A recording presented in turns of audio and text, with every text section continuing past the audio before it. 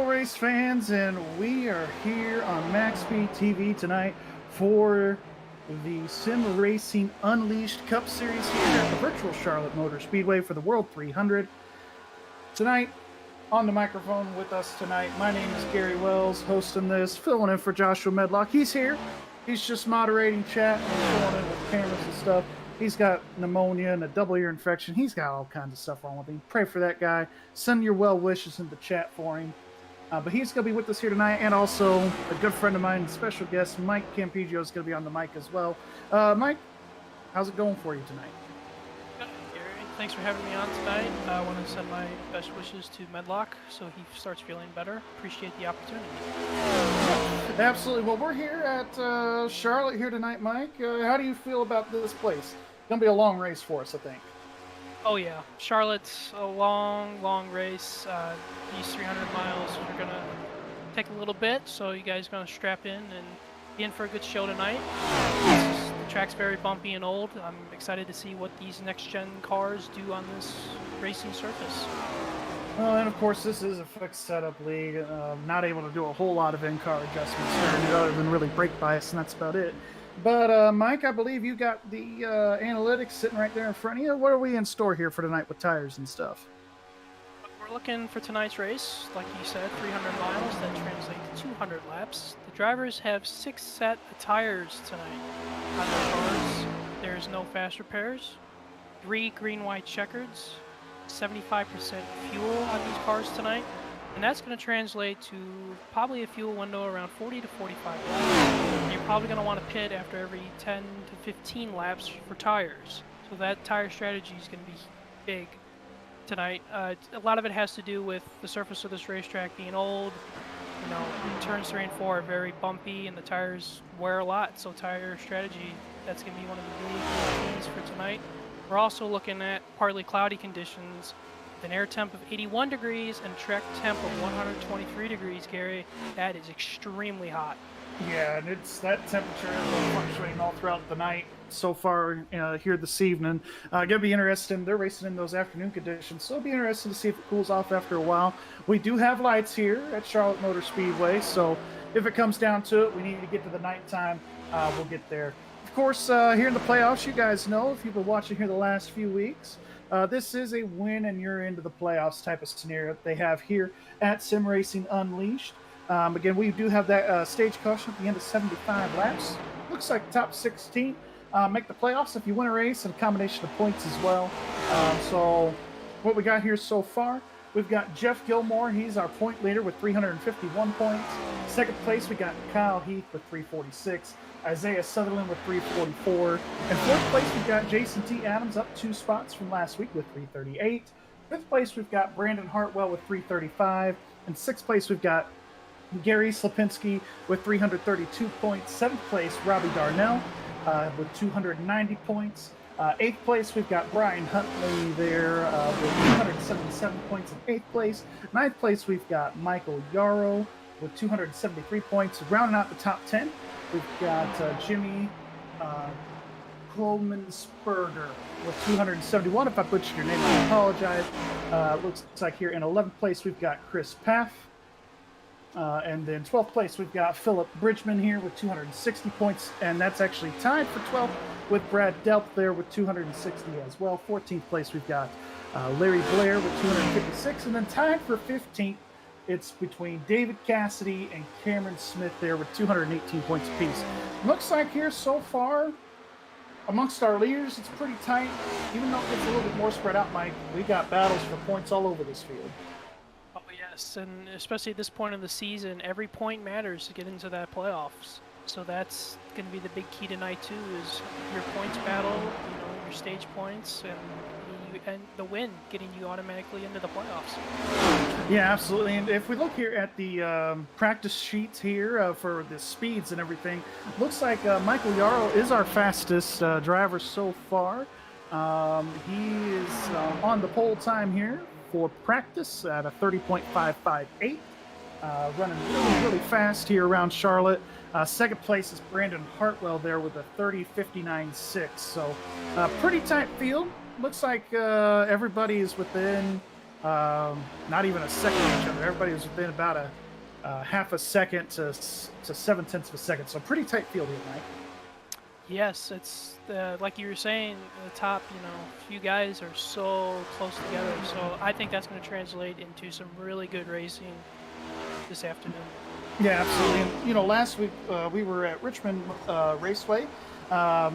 Mark Whitley won the pole and won the race last week in dominating fashion at Richmond. So he's going to be one to look out for tonight. He's going to be going for 2 wins in a row here. So it'll be interesting to see what he is able to do on the track. It looks like, trying to see if he is on track here. I don't even know what car he's in. Someone bail me out.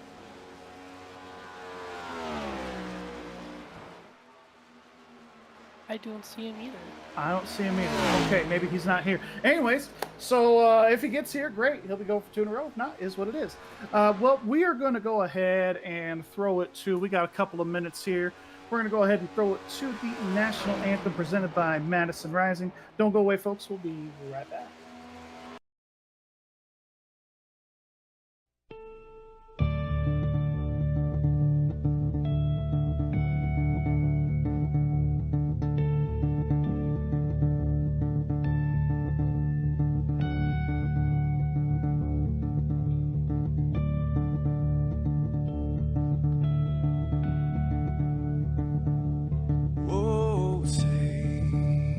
Can you see by the dawn's early light what so proudly we hailed at the twilight's last gleaming, whose broad stripes and bright stars through the perilous fights, oh, the ramparts we watched were so gallantly streaming, and the rockets ran the bombs bursting in air gave proof through the night that our flag was still there. Oh, say, does that star-spangled banner yet wave o'er the land under the fray, and the home of the brave?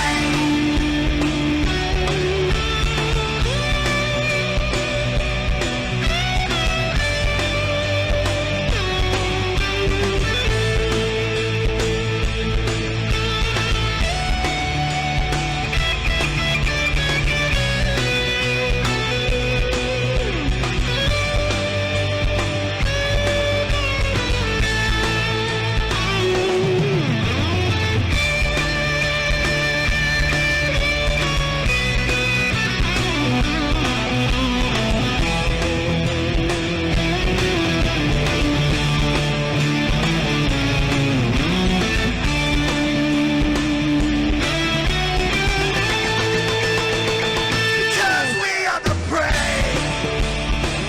Yes, we are the brave. We'll fight to invade the name of the brave. We are the US of A. For those unaware, that flag is still there. It's our future to save this land of the brave, the US of A. Oh, say, does that star-spangled banner yet wave o'er the land of the free, and the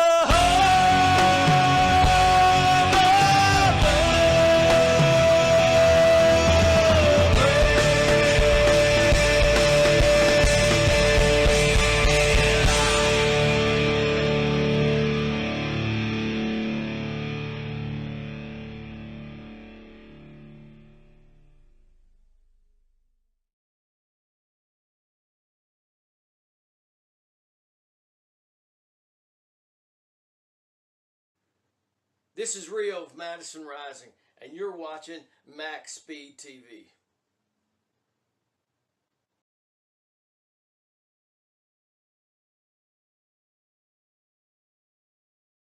Alrighty, we are back. Thank you all for bearing with us there for the national anthem. Excellently done, as always, by Madison Rising.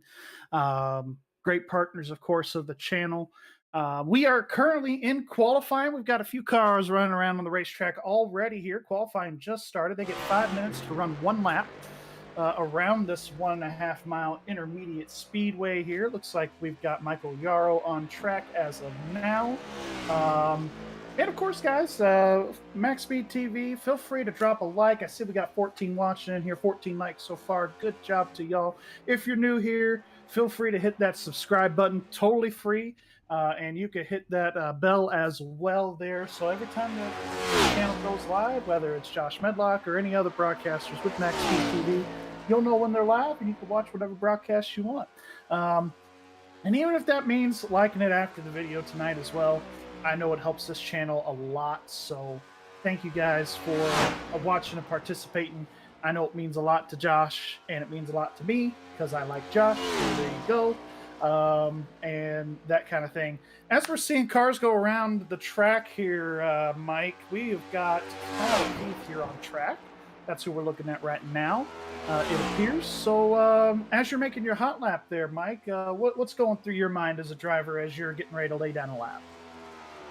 As a driver, my goal is, you gotta dial the car in to the apron as quick as you can, get it to the blue line so you can get back to the gas right away, because you want a lot of on-throttle time. That's how you get a lot of your speed, is on-throttle time, and how quickly you can get back to the gas. Make sure you have a good arc going into the corner, get to that blue line, because that blue line does have a little bit of grip to it, so you want to get your left front right on that line to get the speed.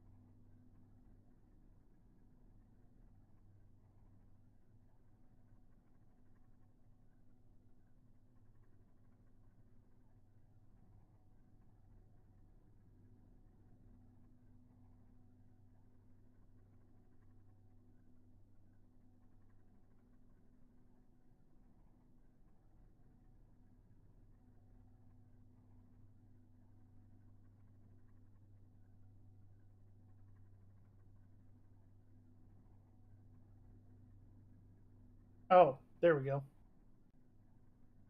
I was muted that whole time. We still live?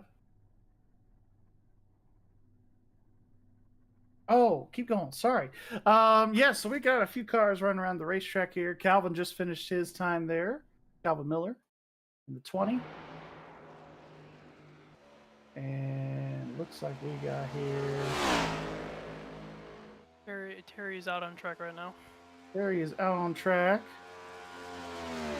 He's running the second lap, even though one lap only counts for your qualifying time. Probably just getting a couple extra laps in. Probably going to get ready to practice getting on and off pit road. I know a lot of people do that as well. So we're coming down here to the final seconds here of qualifying.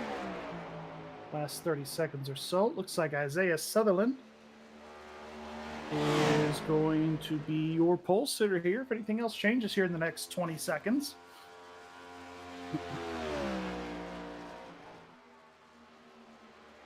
These guys do get that 5 minutes there, Mike, and it could be pretty crucial here. And it looks like we do have 30 cars as well that are going to start this event tonight. Pretty good sized field for tonight's event. Yeah, 300 miles, no fast repairs, but still a very, very long race here.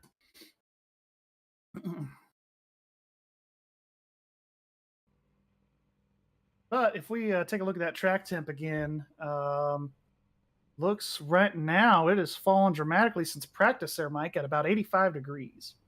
That is a big little transition right there, and there's a lot more shade on this racetrack too, so that's definitely going to play a big factor as we get later into the evening now. Yep, absolutely. And it looks like what is carried over.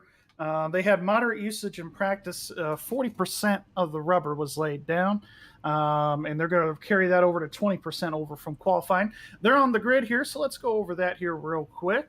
Isaiah Sutherland, as we mentioned, is on the pole here tonight in that number 1 car. Second place, the 22, Chris Pfaff. Third place, Gary Slapinski there, and third in the 78 machine. Fourth place, that 72 of John Held. Fifth place, the 44 of Robbie Darnell. Sixth is going to be the 13 of Kyle Heath. Seventh place is going to be Cameron Smith in that 88 machine.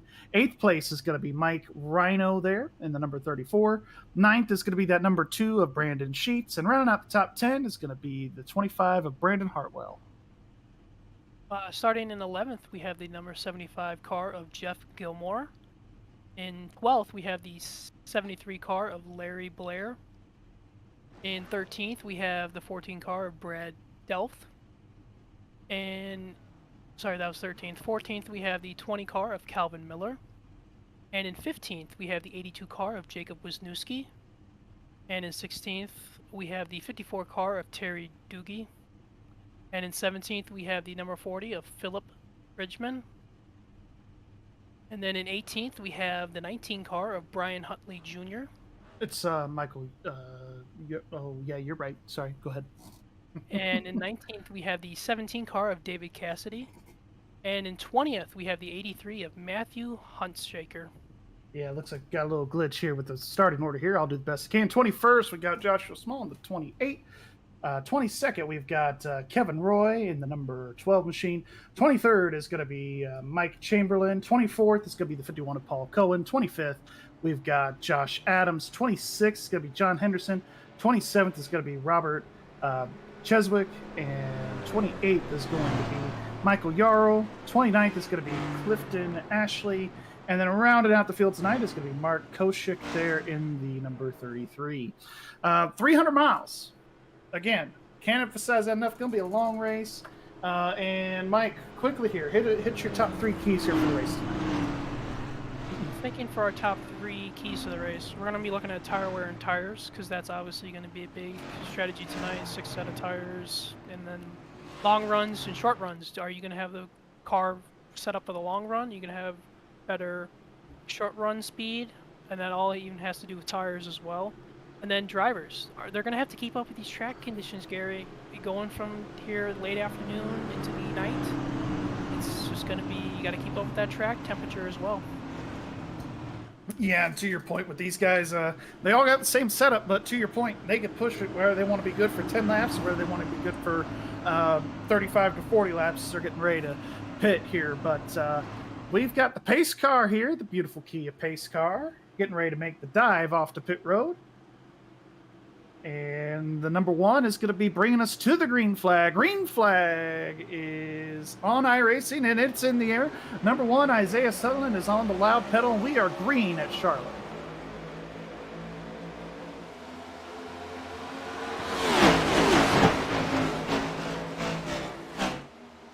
As these guys are getting off of turn number 2 here, Mike, single file amongst our top 4. 5th on back. Seems like it's going to be a battle for position, starting here with Robbie Darnell. Looks like he might be under a little bit of pressure already from Kyle Heath. And Heath is trying to hook up with that outside line back there too. Yeah, and you can get multiple lines going here at Charlotte over the course of a long run, but that bottom definitely going to be placed here early on in this race.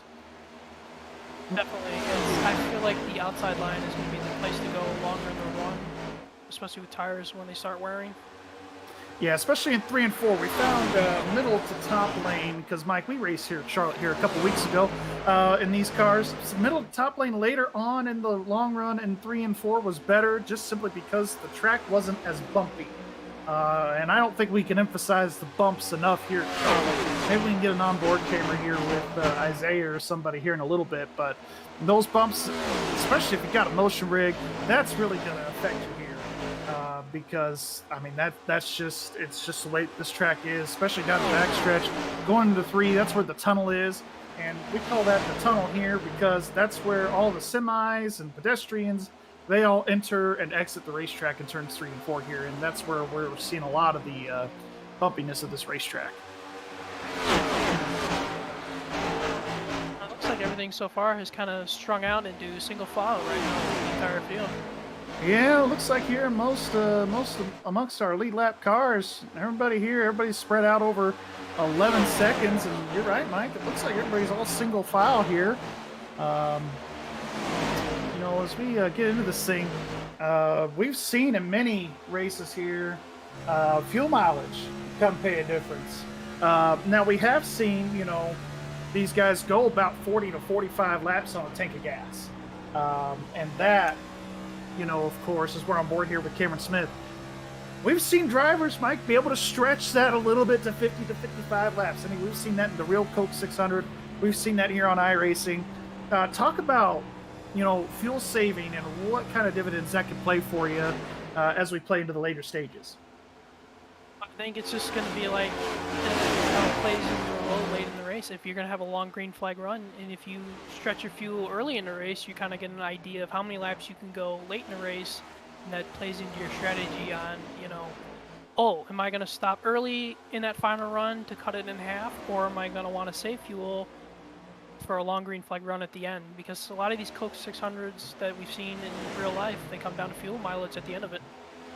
Yeah, they come down to fuel mileage, and also they do come down to, we've also seen it going to overtime as well, and seeing these guys battle it out if they have an extra set of tires for 2 laps. So, going to be interesting here as the night unfolds. Seems like these guys, they stay pretty strung out, and they race each other very respectfully. It looks like the closest thing we got right now is the 75, or maybe the 72, rather, John Held. They're kind of in a 3-car line with Robbie and Kyle here, battling for that 5th position. But I think everybody is just trying to ride around here and just get the laps underneath them. They know they're going to have to pit once, if not twice, before the end of lap 75. So we know that they will at least get 1 caution here this evening. And of course, that will bunch the field back up, Mike, and they'll re-rack them and re-stack them here and go back to racing after that. Yeah, and that goes back to what we said in one of my keys to the race, the long green flag runs versus your short runs.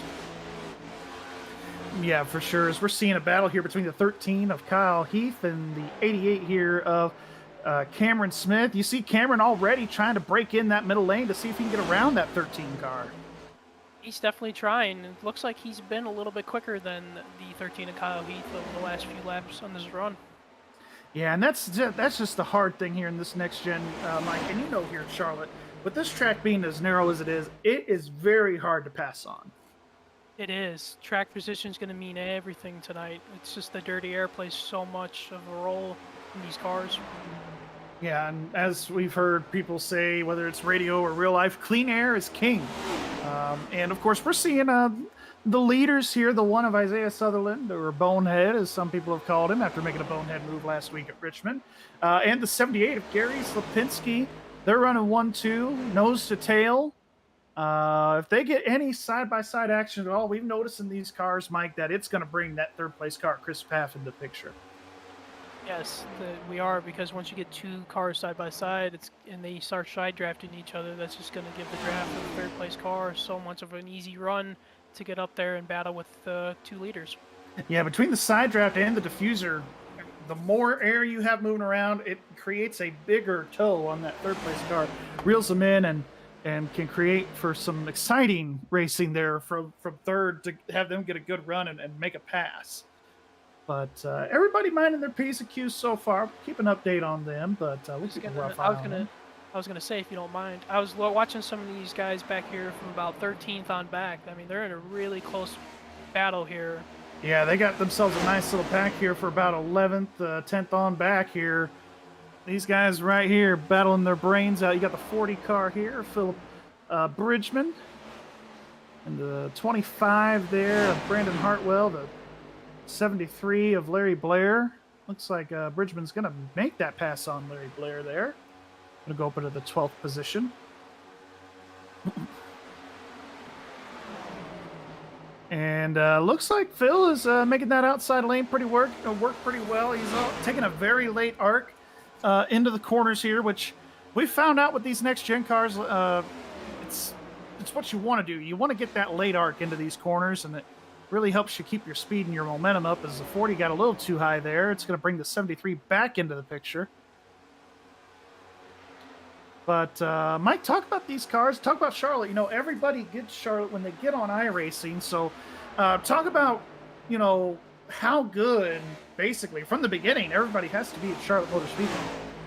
You got to be really good at the start here at Charlotte. I mean, you start right away. They throw you in the street stocks here at Charlotte, and that's always a fun adventure, as I like to say, because you know how the drivers in the street stock series races around here, it can be aggressive at times, and I think it's not an easy way to learn it, but it's the right way to learn on iRacing. Just a track like this, a mile and a half, you're going to have plenty of mile and a halves here on iRacing, but it throws you right into the boat, and you got to learn to craft your skills and get better each time. Yeah, it looks like 73 making a pass there on that 40 cars we're seeing. But yeah, I mean, you get into a street stock here at Charlotte, that thing's a boat, it seems like. It's a very durable race car. And also, I mean, you also got to figure out, too, kind of races like Daytona and Talladega for those street stocks. They don't have a whole lot of horsepower. We got a nice battle here between the 6 and the 83 car. The 6 of Robert Cheswick here, and the 83 of Matthew Hunsaker. He's going to let that 6 car go. It's going to bring the 58 into the picture of John Henderson.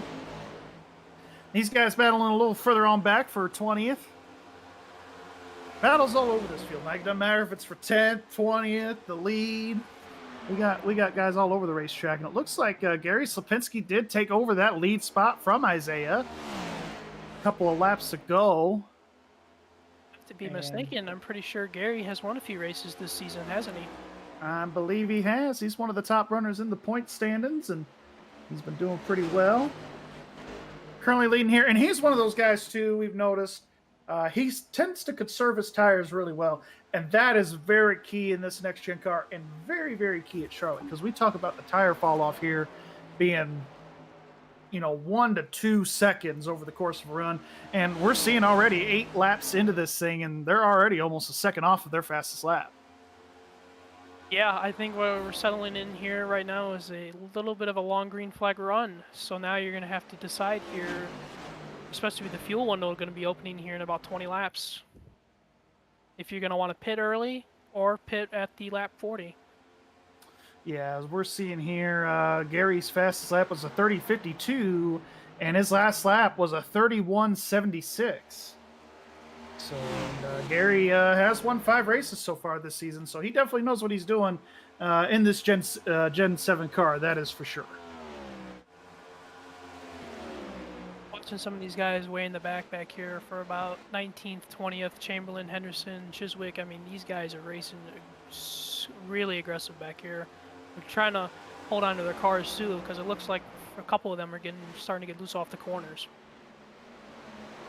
Yeah, definitely for sure.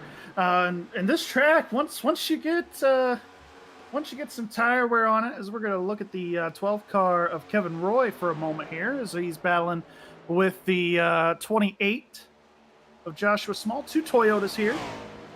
But yeah, we've noticed, you know, as the fuel burns off in this car can get pretty tail happy at times, and it can be a really big handful to drive.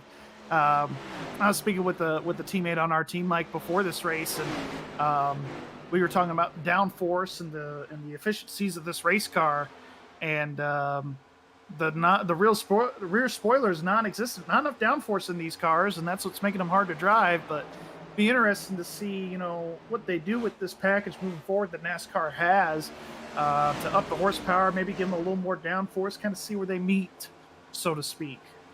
As we got battles all over the place, we're looking at the 34 of Mike Rhino there in the Coors Light Ford. Nice paint scheme. That's Weird to nice say throwback. Ford and not Dodge, you know, for over the years of Sterling Marlin in this car. Looks like a throwback to either Sterling Marlin or David Strim, you can't tell. But looks like the 19 here of Brian Huntley is all over, getting to the back bumper of that 34 car. So we see the 24 making a move with Jason Adams now. He was trying to look underneath the 55 of John Henderson. Jason Adams has that Jeff Gordon paint scheme right there. That looks like it's, what do you want to say, 2001, 2002 version of that? Well, Chevrolet? he's got Nicorette on the side of the car, so I would say a little later, about 06, 07, somewhere in there. Those were good years as a Jeff Gordon fan. Yeah, only I would know the answer to that. Again, useless information that no one cares about. Y'all missed me, didn't you?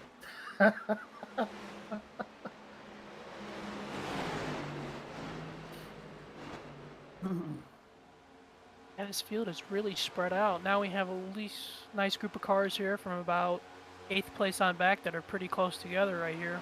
Yeah, 8th place here. Big old battle. We got Robbie Darnell. We got Brad Delp. We got Cameron Smith. We got the 14. We already mentioned him. Brandon Sheets looking to get into this battle too. If these guys keep racing side by side. A lot of good battles developing here as we get to the mid portion of this fuel run. Already about 2 seconds off the pace. So these guys are slipping, sliding around. I know that track is only about 85 degrees, but still slick. Very much so here at Charlotte. And air temperatures come down a little bit too. It's down to 80 degrees now. Yeah, that air temp has come down to about 80. So we're taking a look at it here for you. You know, Gary, I'm going to be very interested to see once the sun starts setting how this track is going to change with more and more shade on this track going forward. Yeah, I mean, it just depends on how the rubber gets laid down, because we've noticed here at Charlotte over the years with a lot of rubber, really, really hot and really, really cold, this track gets pretty slick and these guys are sliding around. So I think we're going to see a continuation. But I think we've noticed here at night that everything is amplified by 10. If you're really loose during the day, you're going to be even looser in the nighttime, it seems like. So even though it does tighten up a little bit, but not by much here. You know, they always say the nighttime is the right time. And that's when you really want to be good here, especially as this track, as the sun starts to set and the track begins to change. Because outside of Indianapolis Motor Speedway, this is one of the most temperature-sensitive racetracks on iRacing, as far as the ovals go. As we got a nice tight battle here, 2x2. If you want to build an arc, I know a guy. These guys here running side by side. That's a dad joke. Put the count. This is some good racing right here. It is some great racing right here. And yes, Medlock, to answer your question in chat, this is Campigio's first race. So there you go. Well, first race from the broadcast booth. I mean, he's raced, obviously. Racing veteran here, okay? Look at the 14 and the 25 here. The 25 of Brandon Hartwell trying to make a move there on Brad Delp.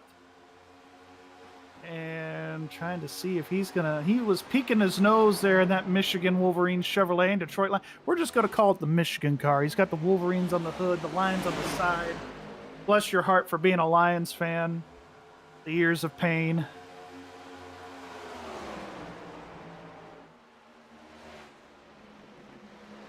Looks like he's trying to get a run on the high side there with Cameron Smith in that 88 car.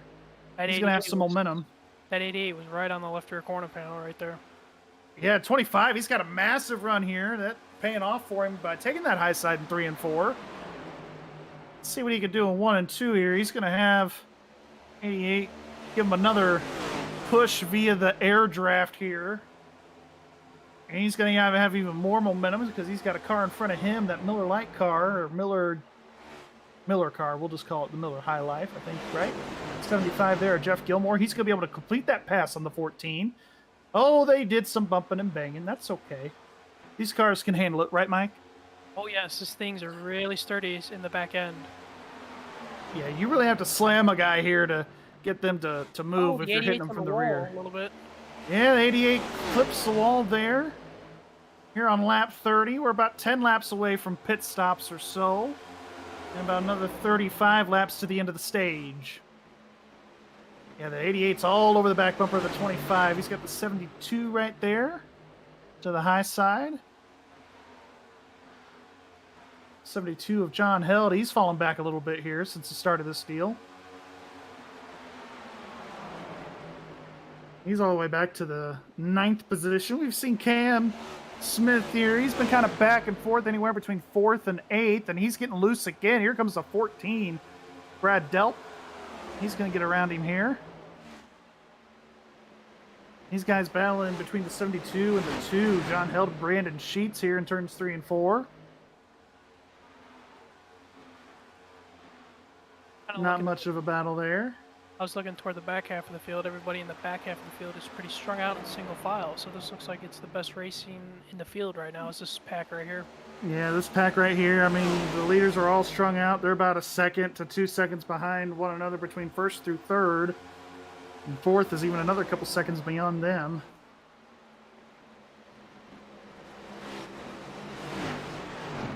As we're looking here, as we're getting closer to lap 40, when that pit window opens, I would assume that everybody right here is going to take 4 tires. I don't think. Yeah, you definitely want a full service this car. 4 in fuel, that is for sure.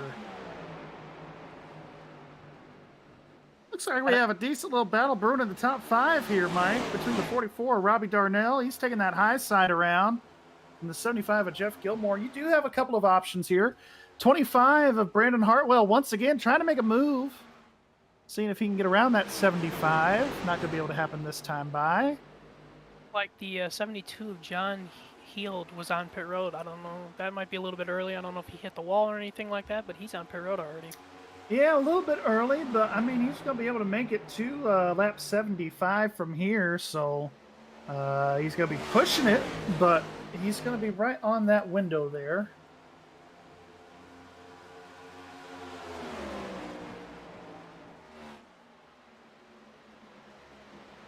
We continue to watch this battle here between the 44 and the 75 and the 25.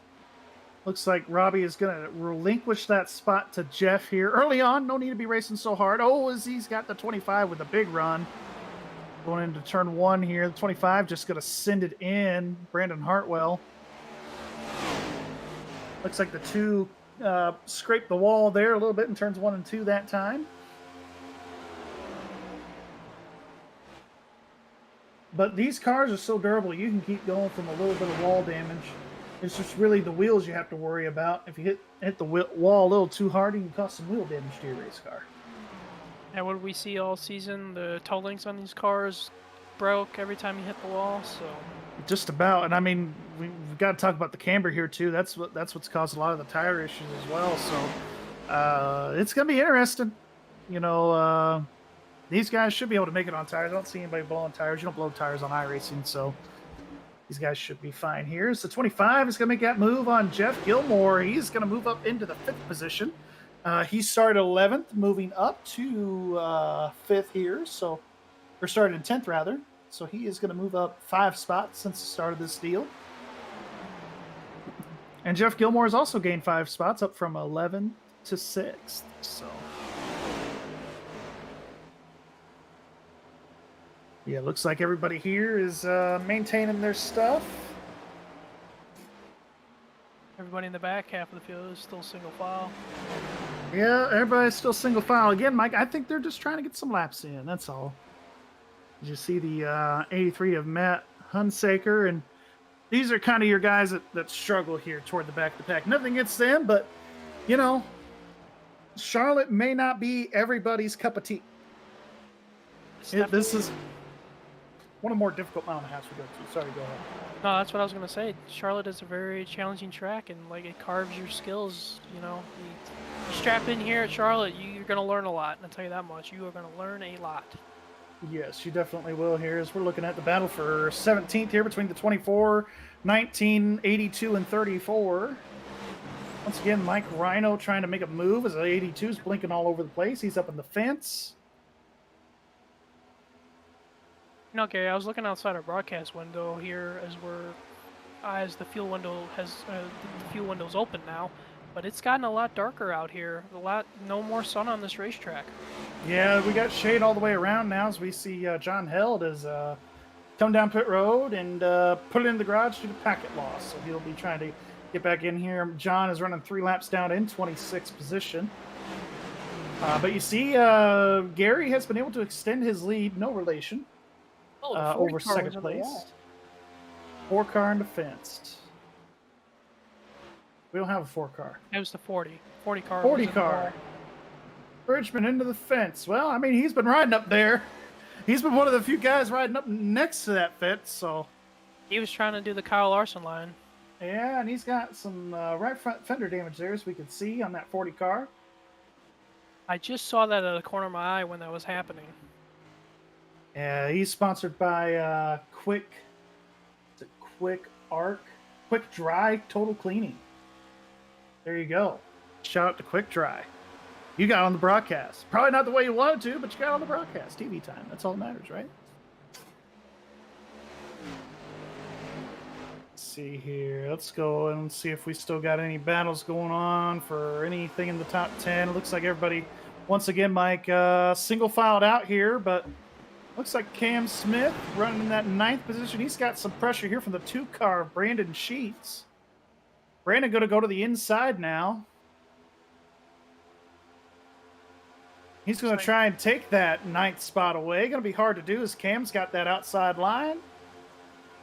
And he's got some help there from the 73 with the draft. We usually never really talked about the draft much, but with these next-gen cars, Mike, it seems like the draft, anywhere we go, even though it's got more horsepower than the Gen 6 car and a lot less downforce, the draft is still key here, at least on the straightaways. It is. I was noticing that the other week when we were racing here, if you were on that inside line and everybody was lined up to your outside, and they kept going by you, you had to squeeze your way into that outside line to get up into the draft because they were just drafting by you. You know what I mean? Yeah, it's just it's a tough deal. So they're looking to almost go 3 wide here for 10th, 9th. I do believe I just heard somebody, I think it was the 20 car, he should be coming to pit road this time, so the fuel window is open here. Yeah, the fuel window is open here to make it to the end of stage 1 and the only stage. Calvin Miller going to make a pit stop. And one thing we didn't really mention, but you can't win the race on lap 44, but if you speed on pit road, you can definitely lose the race on lap 44. Very important to keep that pit speed of 45 miles an hour in check all the way down pit road. And another thing to that, Gary, the way how this pit road entry, going from the banking to the apron, it's a major challenge to get on a pit road and slow down the pit road speed. We've seen a lot of guys over the years lose it coming off turn 4 on the pit road. Yeah, absolutely. I mean, and plus with that inside pit wall now for where the Roval lies, it's even tougher now because you got to worry about the wall where before you didn't have to. But it looks like Cameron Smith is looking to do the same thing. It sounds like he was going to come to pit road, and he's on the brakes. He's going to be trying to get down to 45. And you got to do it by that yellow cone right there. And it looks like he is going to be able to get that done. We got a lot of pit stops happening. We got the 6 car coming down as well here. 75, one of our first guys out of the top 5. He's going to be coming down pit road. Oh, the 6 car hits the tire barrier. There we go. We were just talking about the beginning of the pits here. And that was one of our keys. No caution because he's out of the way. He's going to try and get that car rolling. As you see the 73 trying to lock up and avoid the 6. And that's what we were talking about. Entry and exit to pit road. We're going to see a MaxspeedTV replay here. Robert Cheswick here. Locks up the brakes and bam! Hits the water barrels. He just looks like he just locked up under braking, like we were talking about. The braking on the pit road is so crucial because you can gain a lot of time. And you can, like we said, you can lose a lot of time, and that's what happened. Yep, and we're seeing the 75. He is coming down pit road now. That car, that little High Life Chevrolet, looking nice and clean. Looks like the 78, Gary Slapinski, as he's coming down pit road. And he has gained a bunch of time. Look at that ground he made up on those two cars in front of him. Of course, he started from the 3rd position. 58 is going to make a pit stop here as well, John Henderson. All this happening in real time. We are still green here at Charlotte. We got the 14 as well. He's coming down pit road. 17 of David Cassidy. The 58 of John Henderson. The 70 of Mike Chamberlain. The 83 of Gary Hunsaker, as we see here on the racetrack. He's going to move up into that 3rd spot, and he's losing a lot of time by staying out, but it's going to be very critical for him to come down pit road here very, very soon. Oh, he almost made contact right there. Yeah, a lot of contact there. These guys trying to go around the 83. He's going to be pitting this time, it looks like, maybe. Maybe not, we'll see. And he realized that he's not going to be able to make it, so he's going to go one more lap. Is he out of fuel? He very well could be out of fuel, Mike. He's slowing. I think he's out of gas. I think he's out of gas as well. He ran it too Looked like- long. Looked like he was trying to get down to pit road, but just couldn't get it woed up. So now he's going to be riding around the racetrack on the banking still, hoping to maybe, with the speed differential that iRacing has, for a caution. But I don't think he's going to get it. Yeah, he's going 58, 57, 55 miles an hour. He's going really slow around this racetrack. I'm surprised that there has been no yellow yet. Same. Absolutely. Oh, we'll see if iRacing is going to throw it. We'll just have to wait and see. Looks like no yellow as of yet. Meanwhile, back in the lead, we've got Gary Slapinski with a 3.5 second lead. Ozzy's trying to get around the 19 there. Had to check up for a moment. Caution is out. And it's probably for the 83. Yeah, it looks like he has just towed that car back to pit road. But when you go to a stop, Mike, you know this is a driver. It can bring out the caution sometimes. And no ill intent on Matt's part, but he was on the apron, parked it, and said, you know what? I'm not going to make it. I've accepted my defeat, and I'm going to come in. And that's going to cost him multiple laps. So he went from leading a lap to try to get bonus points to losing multiple here. And that's not good either. That is probably one of the worst feelings in iRacing, when you run out of gas and you can't get back to pit road and you're just sitting there and it's just like, you're helpless, you know? It's just... Yeah, absolutely. Well, everybody just pitted here. I don't anticipate pit stops here. Mike, what do you think? I don't think they ran that long to make another set of tires, but, you know, there's going to be probably somebody here maybe toward the back half of the top 10 or the top 15 that are going to gamble and take a set of tires here. Yeah, I mean, you saw at the end of stage 2 in the race that we had at Charlotte last week. There were some people that pitted at the end for the end of stage 2. They wanted tires. There was a couple of boneheads, myself included, that decided to stay out for points. And we saw where that ended up. Both of us, right when they dropped the green flag at stage number 3, was not a good time. Don't recommend staying out on 30-lap old tires at Charlotte Motor Speedway. Don't do that. Don't be like me. But we were going for stage points, Gary, so we had to get some stage points to help our playoff positioning. That's what I tried telling the owner of our team, and he was like, you still should have pitted for tires. But hey, you know, it is what it is. By the way, Joe Hutchings, if you're listening, he's probably not listening. That's okay.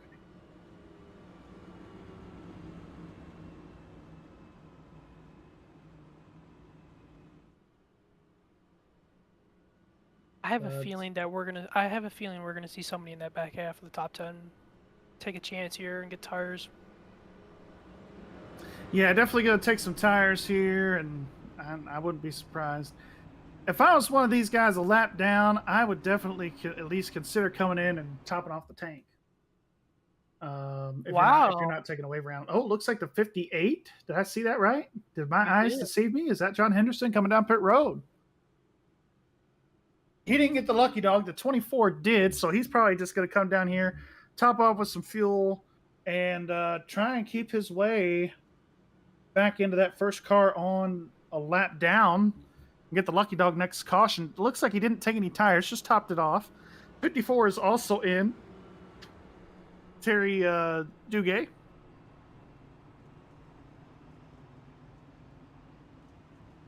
Yeah, it looks like most of the leaders stayed out, which we were kind of anticipating right there.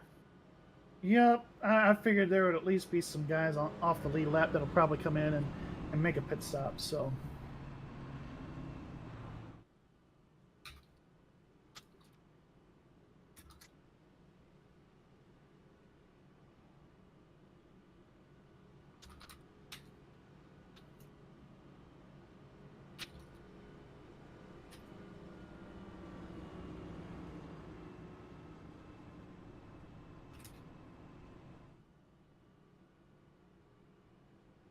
but yeah, we are still under yellow here.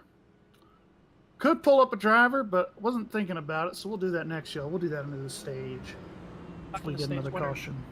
Yeah, talk to the stage winner. That'd be perfect. See if we can get Medlock to pull him in once the stage is over. It looks like they are getting ready to come to 1 to green, I think. It's gonna be an interesting restart here, Gary. On a little bit, few laps on your tires. See if we're gonna see any wheel spin by any of these drivers here. Yeah, that's going to be one of the main things to watch because we notice these cars, especially in the rear end, as opposed to past years, your rear tires are really bouncy, especially when you come to a bumpy racetrack and the tires get old. It tends to create a lot more wheel spin than we've seen in years past. So, because they got that transaxle as opposed to just that regular and the independent rear suspension as opposed to one solid axle going across the back of the car. So, going to be interesting for this restart. Most guys will probably restart in second gear here. If you're feeling real ballsy, you'll probably start in first gear. But it'll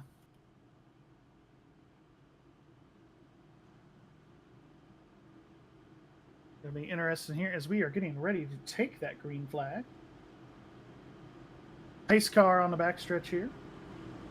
I noticed last week when we were racing here, you know, a lot of those guys are spinning wheels here on restarts, and we also saw a wreck after the start finish line when there was a big checkup as well. So we got to watch for that.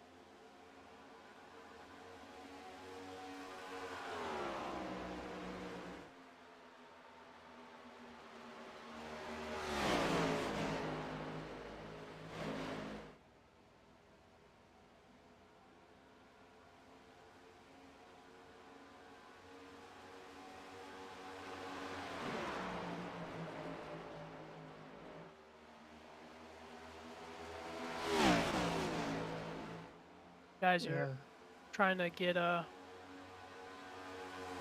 good laps underneath them here. They got almost 3 wide off turn 2.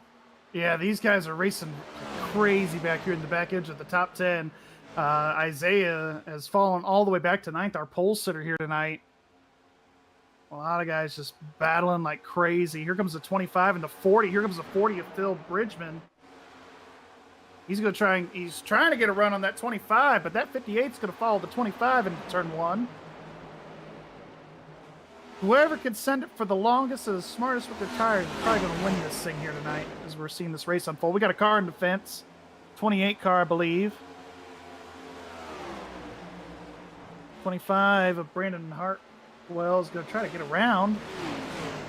It's like 40 making that outside work. I'm surprised with Phil Bridgman. Even with that damage, he's still going strong in that high lane. He's got the 58 all over him, though, to his inside. He's going to go and make that pass. Looks like Phil is going to fall back in line behind him. The battle up front's got a little bit tighter for the lead here. Yeah, we got a tight battle for the lead as well. The 22 of Chris Paff and the 78 of Gary Slapinski. And the 2 is in this battle as well. The 2 of Brandon Sheets. In that 3rd spot there.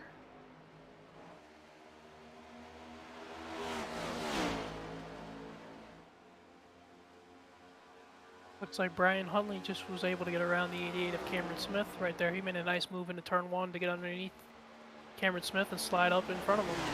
Yeah, and here comes the 34 of Mike Rhino. He's going to try and get to that inside. Not quite able to get there, so the 88 gives him a little bit of extra room. Spotter might have called him there. There was a car to the inside.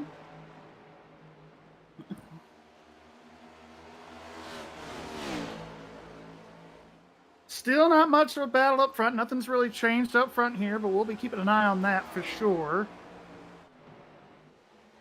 Any good battles going on here? We got 25, it looks like. Brandon Hartwell. We got a good battle back here between the 1 car and the, I think that's the 82. That is the 82 there. 82 is not on the lead lap, though, so he's going to let him go. It's the 25 and the 73 that we're looking at here. And the 73 is going to blow past the 25 of Brandon Hartwell.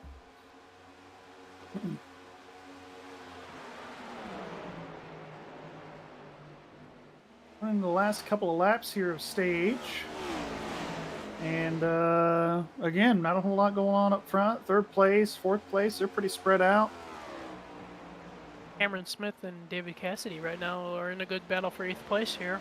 Yep, in a good battle here for that 8th position is the 88 and the 17. 17 trying to send it in, but the 88 trying to get a good arc, and the 88 might have had some air issues there from the 17. He sent it in pretty good. They didn't make contact, but they were close. Now the 17 is going to try the outside line instead of trying to use the bottom like he has been doing. Yeah, it looked like he was just trying to get a good arc there through turns 3 and 4. Was able to get there, but not going to be enough momentum. Seems like the passing place has been the turns 1 and 2 here for the most part. 17 trying to make that middle lane work, but I don't think he's going to be able to. He's trying to make a later arc so he can try to keep that car straight for the exit and get more momentum, but looks like he's hit the old air bubble there, Mike. Looks like he has, because you need all that air on the front end of your car to get the clean air, to get the downforce on the car. Yeah, absolutely, especially with the rear diffuser and the ground effects underneath the race car. Clean air is very, very important with these cars, more than ever before, I would say, at times. 17 trying to get a decent run here on exit. Not going to be able to get it done, though. We got a good battle for 4th place, too, between Brad Delp and Jeff Gilmore up here in front of this battle. Brad Delp, Jeff Gilmore here for the 4th spot. See that here. Or we will.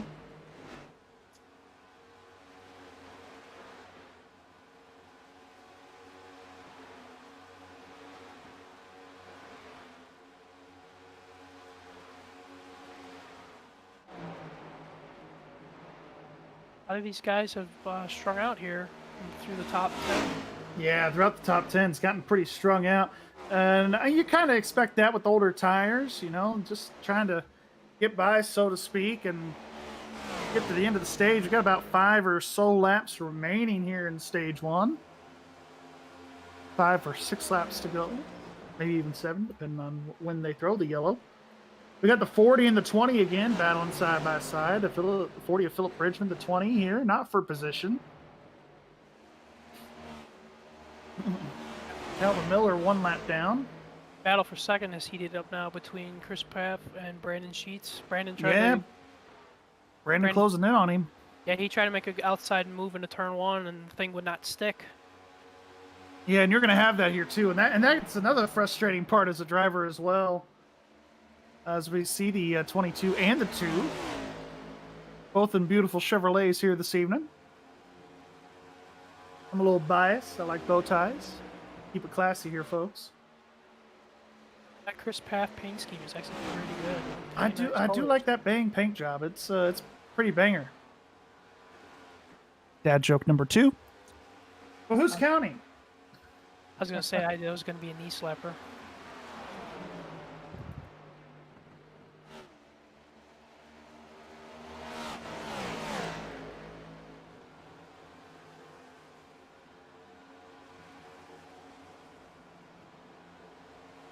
Yeah, we're really single file through the entire field right now as we get closer to the end of the stage. Yeah, we're pretty spread out and single file, and the leaders might encounter lap traffic before this is over. It might happen. Well, the 2 guys up in front of them are Robert Chisnick and I think the 24 of Jason Adams. They're a little bit out of these guys here. Yep, Jason Adams. Yeah, they're probably gonna reel these guys in. The 6th there of Robert Cheswick. Brandon's still trying to that outside line to get past Chris. Yeah, he's trying, but it ain't working. So that's probably one of the most frustrating things. You try something else, it's not gonna work. So 2 laps to go here. As we're getting ready to come to the end of stage number 1. Gary on the outside here. Gary Slapinski as they come off of turn number 2. Going into turn 3 this time.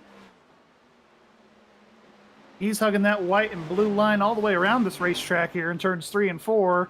He's got the 24 that he's going to try and pass here. 24 knows he's going to be the first car lap down. We are in the white flag here of stage 1. 24 going to let that 78 by. He knows he'll get his lap back here in a minute.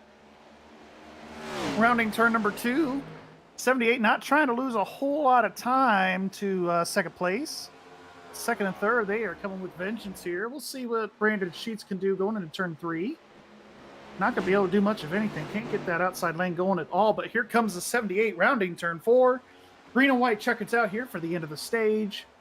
Gary Slapinski wins the stage here at Charlotte, followed by second here, Chris Paff. Third going to be Brandon Sheets. Fourth going to be Brad Delp. Fifth going to be Jeff Gilmore. And the caution's out for the stage. Very solid first stage right there. Very solid. Yeah, only 1 caution there, and it was due to a car running out of gas. So very good racing here so far, and that'll be the second caution officially here tonight. Stage winner going to be Gary Slapinski. Once everybody gets caught up to the pace car and they make their pit stop, we will have a word with Gary here.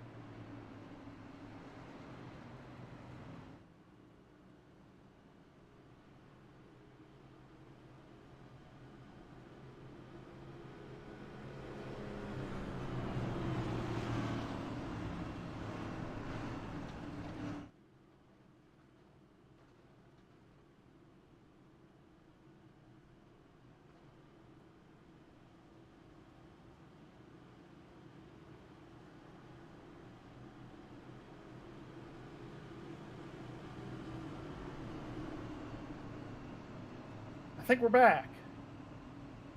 Pending any issues here, lights are off on that pace car. And we're going to throw Medlock under fire here. We're going to go crank it up on the restart. So sit back, relax, grab a beer or a Coke, whichever your preference is. And we are going to watch the pace car dive off here. Back down to the pits. Waiting for that beautiful green flag. Green flag back in the air, and as you see these guys roll into turn number 1, we are going to crank it up.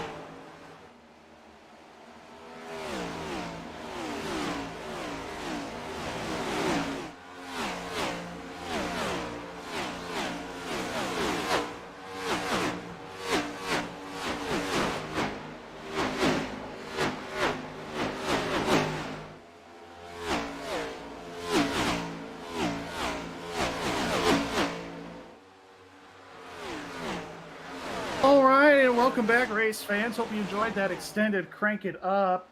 I know we missed the driver interview there due to some technical issues. Again, we do apologize about that, but I think we got everything all sorted out.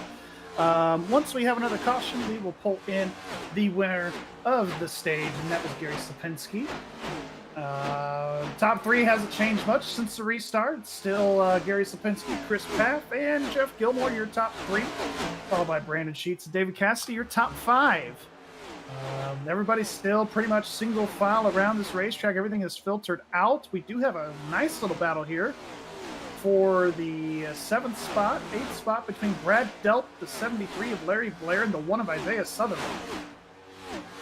So watching that, that's been some pretty good battling right there. And even back here with Mike Rhino, he's been making some moves back here too behind this pack.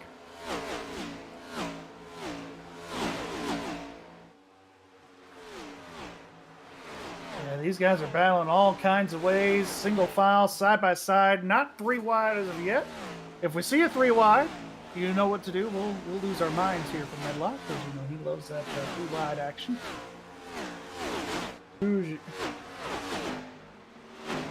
Oh, that's real tight.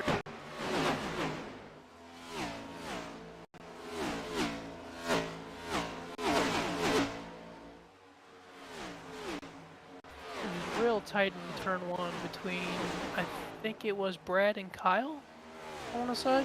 I mean, it was really close. Yeah, they were really close there, and these guys are still really close here. They're all over each other here. This is for 9th place, 8th place. You got the 1, the 13th, the 13, there we go. The 14 here, 34, everybody's all over everybody back here. This is just to barely get yourself into the top 10. You know, these guys are going to be battling for every point that they can get. Every position's worth a point. So these guys are going to be battling. So as soon as we're able, we'll pull him in here for a quick interview. Let's see if I can move him in here.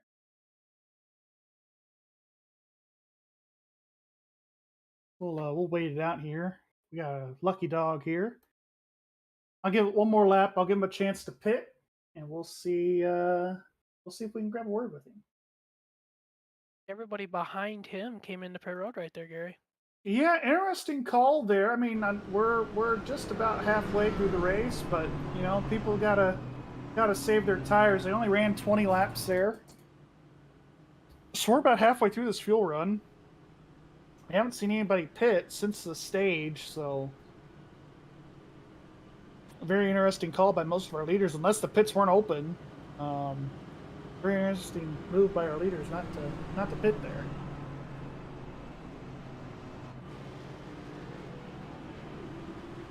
Seemed like it was a very mixed bag here, but once again, once we are able, we will go ahead and pull him in here. Gary Slipinski.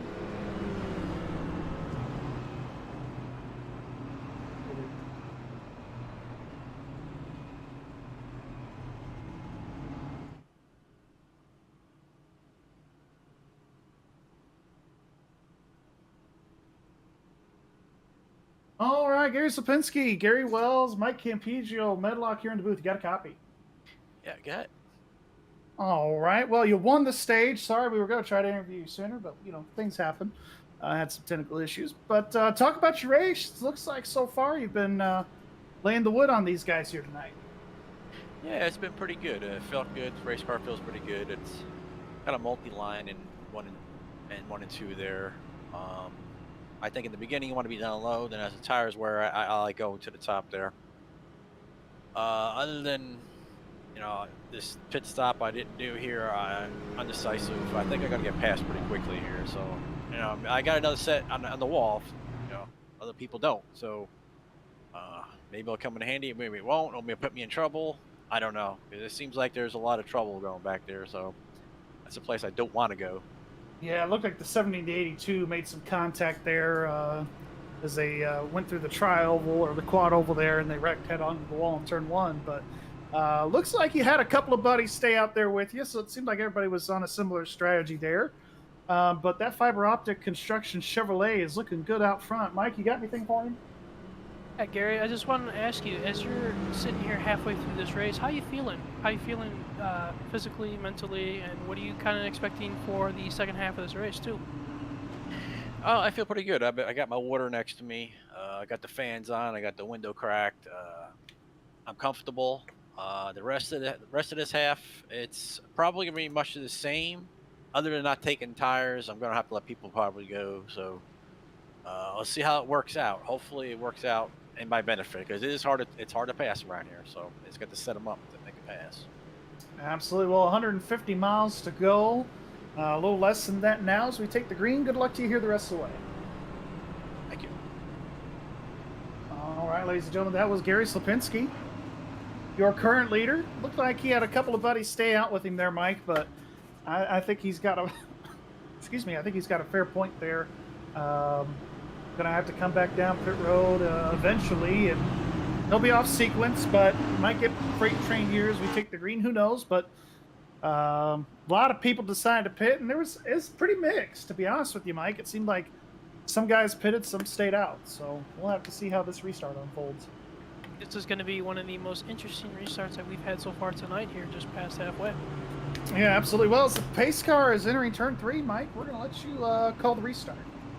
All right, sounds good. As the pace car enters turns 3 and 4. Gotta have to watch these guys here in the front to see if there's going to be any wheel spin with these older tires here.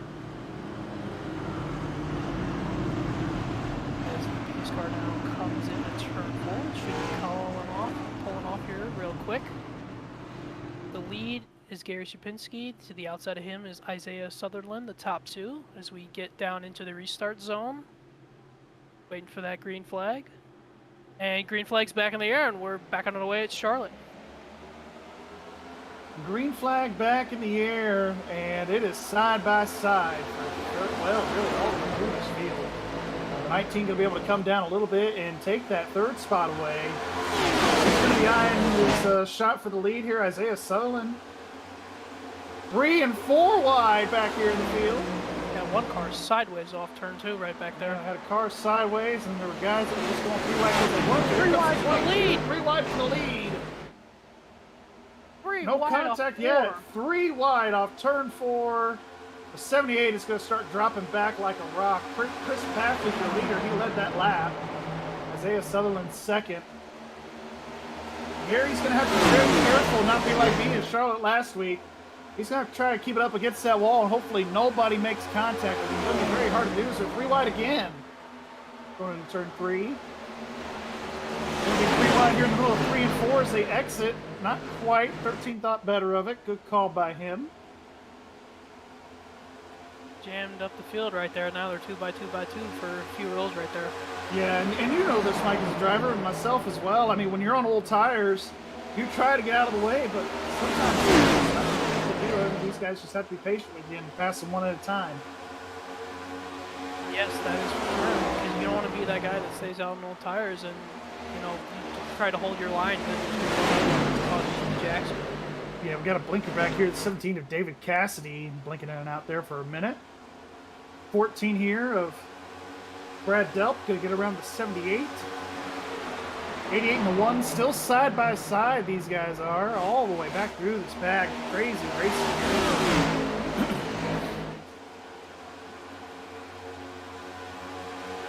Not much of a battle up front. As I'm going to go back to the leader here for just a moment. Chris Paff, still your leader as an update. Jeff Gilmore in second. 3rd place, still Kyle Heath.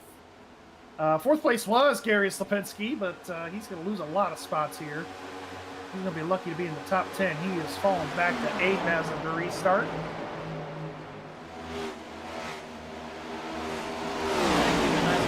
Same idea, to just stay up high and let these guys pass them on the bottom. Yep, these guys stayed out on old tires. Everybody else came down 4 tires. Mostly, anyway. Dave Cassidy, 25. Car as well. He's going to try and make a move on these guys. Brandon Hartwell. And Isaiah just blew the doors off the 78. He might have taken tires as well, but he was very, very patient there with Sapinski there. And that was a very, very class act move. Everybody else still pretty much single file. We do, it looks like it. We have a side-by-side battle for position. Not anymore. We did. Isaiah loose off turn 2. Yeah, that's going to be very common here. That's one of our hot spots. You know, Mike, as a driver here, it seems like off of turn 2 and turn 4, you lose banking while you're still in the corner, so your hands can be full at times as you're exiting the corner, and that banking just falls from underneath you. There is no easy transition here at Charlotte Motor Speedway. No, there's not. And when you're thinking that you're keeping up with the car going off for turn 2 and turn 4, and the next thing you know, you start feeling that steering wheel turn right. I might lose my car right here. Yeah, it's definitely one of the more sketchier feelings in iRacing. That is for sure. Looks like the top 10 are starting to single file themselves out right now. Absolutely. Looks like David Cassidy is getting to the inside of the 2 car of Brandon Sheets back here. Yep, back here for that 8th position. Cassidy trying to make a move. And, you know, Gary was right. You know, you try to set up your passes here because it's not easy to pass. We all know that. Very hard to pass here at Charlotte. And he is just trying to take his time working his way up through this field. Here comes Cassidy again to the bottom. Going into one here. I think he's going to be able to clear that 2-car. He does. Let's see if the 2 gets any momentum off of turn number 2. Looks like he's going to. He might try and make a move here to the bottom. No, he's going to try to make that high side work. Very hard to get this high side to work at 3 and 4, it seems like tonight. It seems like 1 and 2 is the place that has 2 lanes that you can run. Noticed that too. It seems like a lot of the guys that have been trying to make that outside line work has been better in turns 1 and 2 than 3 and 4. And I think it's just because of the bumpiness of the track. It's so bumpy in 3 and 4 that really there's only 1 lane around, but turns 1 and 2 not as bad. It's still pretty smooth, so you can make multiple lanes work there. Interesting to see now as we get here towards sunset, as the track has changed once again to see what the track temp is and what the air temp is as we're getting closer and closer to sunset here. Looks like we're still sitting at a solid 80 degrees, and the track temp is still at 84. So the track hasn't changed a whole lot. I think once we officially get into the nighttime, we're really going to see that track make one more good change, and we'll see that track temp drop from about 84 to possibly around that 60 to 65 range by the end of the season.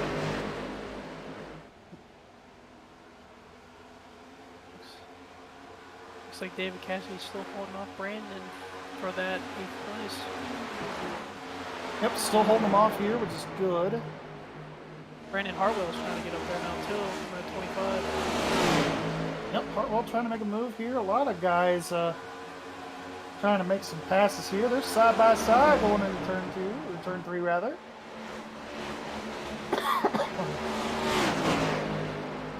He's gonna try to make that outside line work.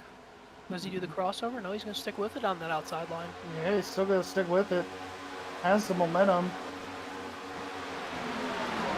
And it is real tricky to get that outside lane to work in 3 and 4, but there is one of the 2 that can. And if he's able to do it, kudos to him.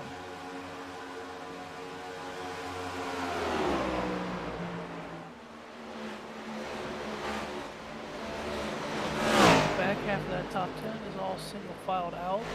There's a battle for 18 between Kevin Roy and Brian Huntley Jr.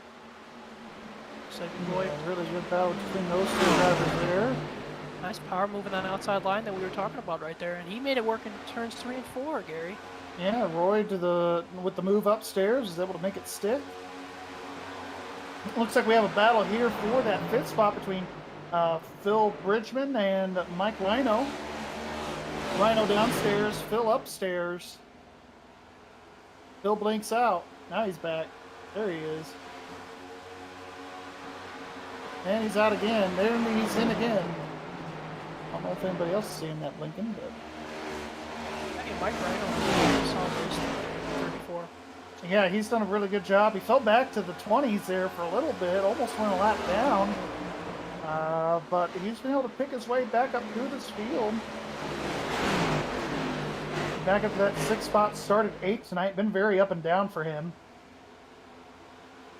A race like this is Charlotte being 200 laps. I mean, your goal at the end of this thing, the last 50 laps, is to be on that lead lap, and you'll have a shot at it at the end. That's what you want to do. Yeah, absolutely.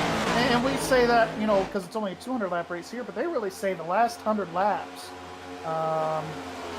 You know, in the real life race, when they were in the 400 laps to 600 miles, it's the last 100 that really you want to be in a really good spot. You want to be on that lead lap, and then that last 50, like you were mentioning, that last 40, that's when the racing really starts in the focus. Battle back there with Phil. Philip, who's that just got by him? Looks like the 14.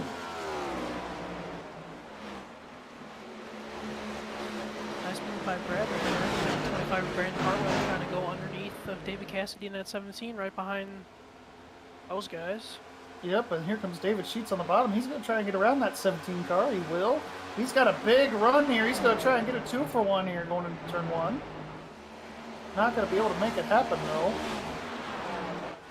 Let's see if he tries to cut off that 17 at the exit of turn number 2. Got back there between the guys that stayed out right there. Isaiah and Gary. Side by side. And you just see how much tires matter with these two guys way back here right now. Yeah, these guys are outside of the top 10, barely hanging on to the top 15 and a half lap down already to our leaders. They're going to be wanting a caution right now.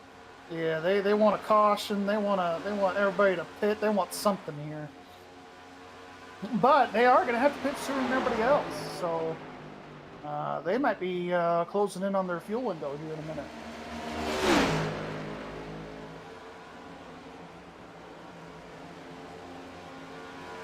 These guys battling side by side and battling their brains out here.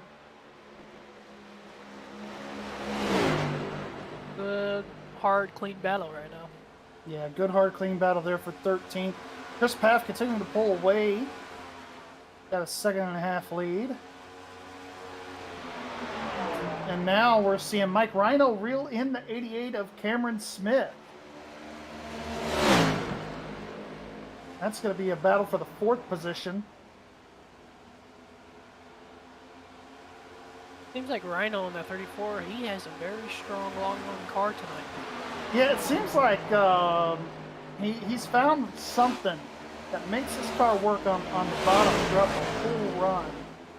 And we noticed that too, Mike. You know, as that race unfolded last week in 300 for us, that bottom line, even though the middle and the top came in over the course of the long run, the bottom was the best place to be, short way around, and you made most of your passes, if not all your passes, down.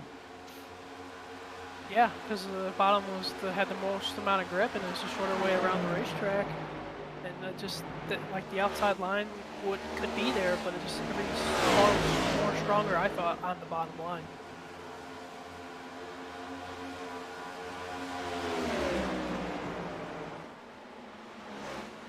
I think Rhino's got a little bit of that dirty air. Smith right now. He can't really get around him right here.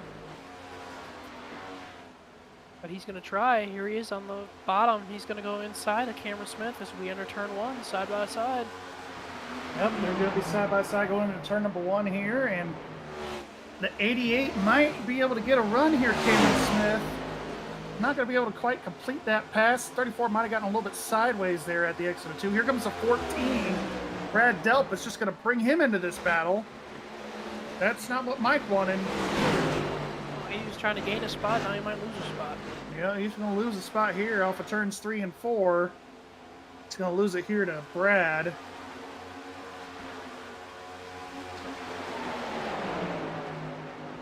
You know, that's so now you got to regroup a little bit here. You're going to see the 88 at Cameron Smith. He's going to take that high line and try and pull away from these guys. Okay, I was thinking about this last week, trying to make a pass on an inside line. When somebody was to your outside and they get to your right rear corner panel and side draft you, you can just feel the car wanting to get away from you and get super tight underneath somebody. Yeah, you either get super tight or you get super loose, because they take that air off that spoiler and instantly you're just hanging on right there. And it gives you a tight feeling at first, but then when you get off the corner, you get loose toward the end of the corner, and it's just one of the most frustrating and most irritating things that you could ever face as a driver. Here comes the number 70, not on the lead lap. Mike Chamberlain, he's going to bust through these guys. 2 laps down, he must have new tires. Look at this. Look at the moves he's able to make here. And Jeff Gilmore is now clocked in underneath a second behind Chris Paff, the leader. That's something to keep an eye on here. Yeah, it looks like Gilmore's been able to close in just a little bit, but I think Chris here, he's going to be running into some lap traffic here in a minute. I believe it's the 19 of Huntley, the 12 of Roy here in a little while. But definitely closing in on some lap traffic, so it's going to cause Chris to change his line. The goal for him is not to lose too much time. It's less than a second now, but about 3/4 of a second. He's definitely closing in.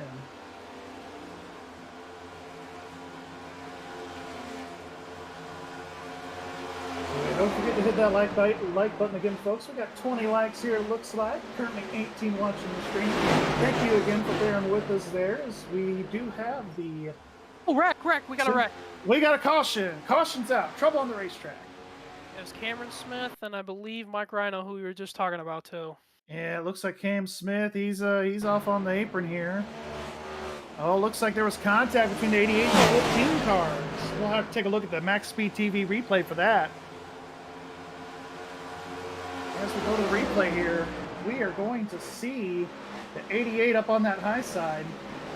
A little bit behind, so bear with me, ladies and gentlemen. I can't quite see what Medlock sees. And you're going to see them make contact right there. The 14 gets into the right rear. 88 comes up a little bit. 14 keeps his line, but to your point there, Campigio, it just seemed like what we were talking about. When you get on that right rear, you get tight and you get loose, but definitely tight there in that situation. And actually, talking about Mike Rhino, he had nowhere to go on that incident right there when these two were wrecking right in front of him. Yeah, very unfortunate there. We're definitely going to see pit stops here now, for sure. These guys all coming down pit road. Very busy place. Tough break for all those guys. They were having such a good run tonight. Absolutely. As soon as we get done with pit stops, we'll pull a driver for an interview. We'll pull up Chris Paff, who's the current leader at the time of the yellow. So we'll try to get a word in with him. He's going to win this race off pit road pretty handedly.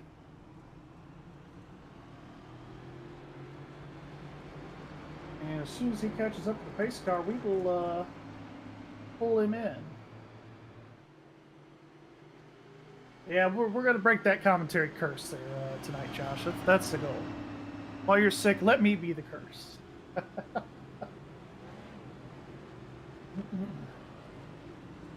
All right, Chris Paff, Wells in the booth, you got a copy. Yes, sir. Go ahead. All right, well, we got you here. You're the leader. Well, you were anyway. Mike Rhino looks like he stayed out on the racetrack here. So, put a pretty dominant performance on here the last 30 laps or so since we had that last restart. Talk about your race car. How's it feel out in clean air?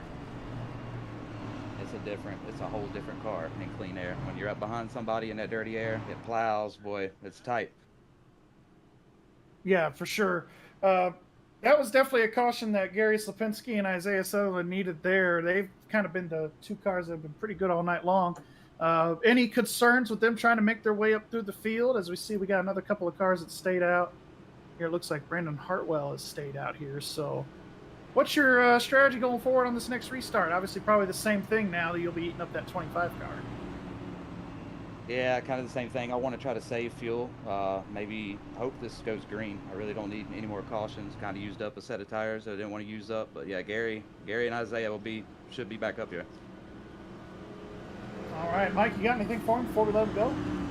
Just gonna ask, how do you think the car's been handling here as we got into the second half of this race compared to early on in the daylight? I mean, it's got loose. It's got way more loose. I like it when it gets nighttime. It loosens up on entry instead of being tight at the beginning of the day. All right, well said, Chris. Well, good luck to you here the rest of the race, and hopefully we talk to you soon. Oh yeah, thanks, boys. Y'all have a good one. You too. All right, that was Gary Paff there in the number 22 Bang Chevrolet. We get another caution. Hopefully we don't, but if we do, we'll pull in another driver.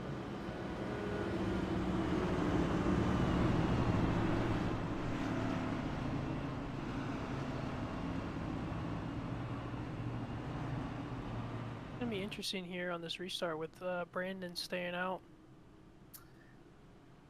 Wheel spin didn't seem to be much of an issue for the 78 and the 1, but, however, we got a but. He's going to get freight trained, I think. But I think he's kind of taking the same approach as Lipinski did a little while ago.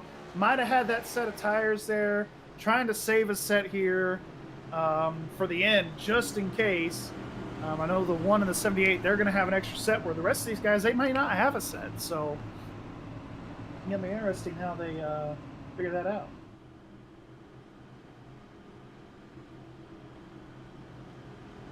You know, now as we get here later and later in this race, these restarts are more and more aggressive. You guys are going to be taking bigger chances. And, you know, we were kind of mentioning earlier tonight about give and take. When you're getting to the point of the race now, you're going to be more take than give.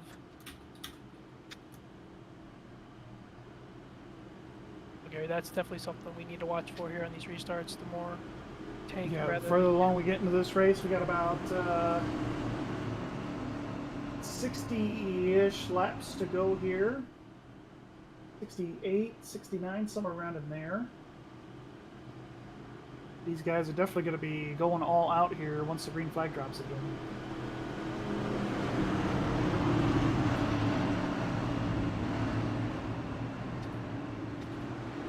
And looks like the AP's car is going to turn off here on the pit road. As we get into the restart zone here. And that green flag is back in the air here for the 25 of Brandon Hartwell. Back underway here at Charlotte. Got these guys side by side. Brandon there rather, trying to keep it going, but he's not going to be able to get it done or make it stick. He's going to go to the bottom. They're going to be 3 wide here, I would imagine, going into the 3. 3 wide behind him. Battle here. Looks like these guys are going to get more and more aggressive. Still 3 wide back here. They're trying to be anyway. Trying to sort things out back here. Yep, trying to sort things out, and you know that 78 is going to be on a mission here. He's going to get around 25. I'll put a camera on that 78 here, Gary Slipinski here. Making his way through. He's going to get underneath the 17 of David Cassidy. That outside lane in turns 3 and 4, you can defend a little bit, Mike, but only for a couple of laps. Seems like the defensiveness wears off. That outside lane wears off as the tires wear. It's very hard to defend on that outside line 3 and 4 because you want to just get the bottom going, you know. Bottom's just on the way. And it's just so bumpy all around that you want to try and get that car as in line as you can, but sometimes it's hard to do. You hit a bump and you're going a little too fast and you just move up the racetrack. As we see the 78 finally going to be able to make that pass on Cassidy. Going to move him back up into the 6th position. A lot of comers and goers in this race, but you know that's what happens with 300 miles in Charlotte. Shout out to Philip Bridgman here. He's in the top 5. Started 17th up to that 5th position. Even David Cassidy started 19th up to 7th. And Jeff Gilmore started 11th up to 3rd. As we have a battle here between the 40 and the 2 here for that 4th spot. I think Slipinski is going to go to that high side with the 2 car. Going to give that 2 an extra aero push there in the draft. And Slipinski going to take that 5th spot away. Cal Heath is really pressuring our leader. Yeah, it looks like Chris Paff here got under pressure from Cal Heath rather. Call there. And the 75, the 2, everybody's kind of over a blanket right now. As you were mentioning earlier, the track has a little bit more grip, but as Chris was saying, the car's going to get looser, which will help. Right there with Kyle Heath off the corner, he got super loose right there. Yeah, but it's just going to bring these guys in more and more. They got more grip, so they're wanting to be a little more aggressive here, which I don't blame them.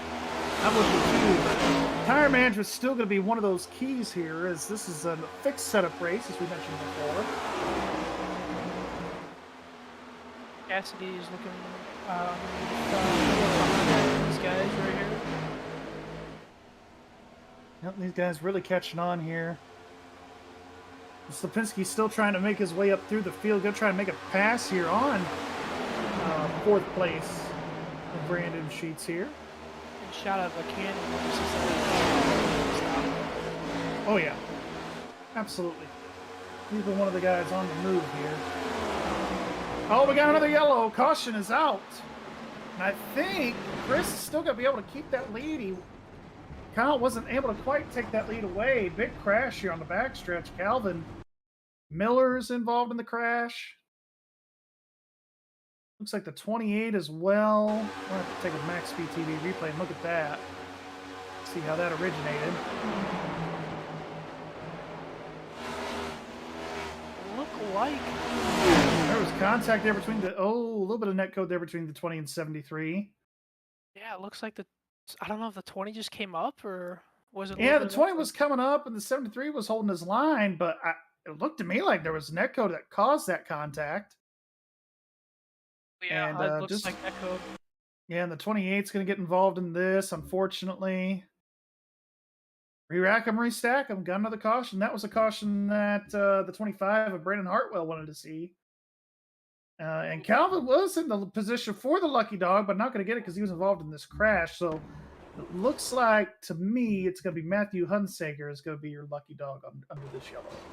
We were talking to Chris under that last yellow, and he said he didn't want to see any more yellows, and here we are. We have a yellow. Well, you know what they say, cautions breed cautions. We got 60 laps to go in this deal, so still a long way to go yet. So looking back at that replay again, it just looked like netcode was the start of that whole thing. Yeah, very unfortunate there. Well, Well, now Mike, you're the rookie. You want to interview a driver? sure. John Henderson's going to be the lucky dog, by the way. I don't know how or why or what, but he's going to be our lucky dog. Who do you want to talk to? Why don't we talk about Kyle Heath, who's in second place right now? All right, go ahead. Medlock, pull him in here. Hey, Kyle Heath. This is Mike Campeggio, Gary Wells, and Medlock at the booth. Got a copy? I got a copy. What's up, guys? Hey, man. You're really challenging Chris there for the lead here in this last stretch of the race. How are you feeling right now? I'm feeling confident, but not confident, to be honest with you. Well, you got some good track position there, Kyle. Over here, you've worked your way up from 6th to 2nd. I know that doesn't sound like a lot, but in these next-gen cars, we know it's hard to pass. Just talk about your race overall. What's it been like working your way up through the field so far? It's been tough now. I mean, even if I probably would have started in the top 3, it still would have been even tough because this track with these cars right here, it's just a tough, problem on the get-go because you don't know what this car is going to do because it's tight going in and loose coming out. You really have to take care of your stuff. Yeah, and it seems like the track is starting to cool off a little bit as opposed to practice when it was 125 degrees. It's now at 83 degrees as it's dropping down a little bit, and you're talking about the car getting looser. Do you think that's going to be a really big challenge moving forward here? Might see a little more yellows because we're seeing them getting really loose off of 2 and off of 4? Yeah, I mean, everybody's on different tire management schedules right now. I mean, people saving tires and people not saving tires. So I don't know what's going to happen. It's a crapshoot right now. For sure. Well, good luck to you here the rest of the race. We got about 65 or so laps to go, and hopefully we'll be talking to you soon. All right, thanks, guys. All right, that was Kyle Heath there, driver of the number 13 Chevrolet. You know, Gary, I was gonna talk to you about this. Remember when these next-gen cars first came out on the iRacing, how bad the netcode was, and everybody in the community was talking about it. Yeah, no, that netcode was really bad when these cars first came out. They're still, how do I want to put this? Bad, but they've definitely improved. And I think a lot of it had to do with the hitbox on these race cars. Every car has a hitbox. Didn't even know that until I started talking about coding with another one of my buddies about this. But with the Gen 6 car, it's very square of where you could hit and everything. Like the car was very square. Where these cars with the back bumpers being all not square anymore, it's kind of rounded. Everything's rounded on this race car. They're still, at one point when this car first came out, it seemed like they were still using the Gen 6 hitbox. So I know they've done it the best they can, but with everybody's different internet speeds and bandwidth ability, it has been a lot more difficult for iRacing just to be able to keep up and have the server and everything, and just for everything to be perfect. I think that is the one thing that we are going to struggle with virtual racing until the end of time is netcode. That's just going to be one of the main struggles that we'll have. I'll go ahead and take this restart here as we are at 1 to go. Pace car is halfway down the back straightaway.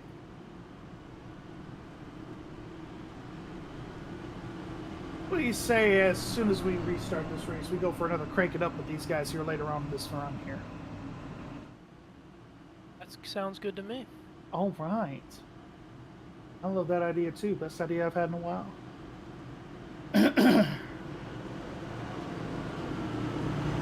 All right, pace car in turn number 4. I'm ready to make that safe dive off into the pit lane.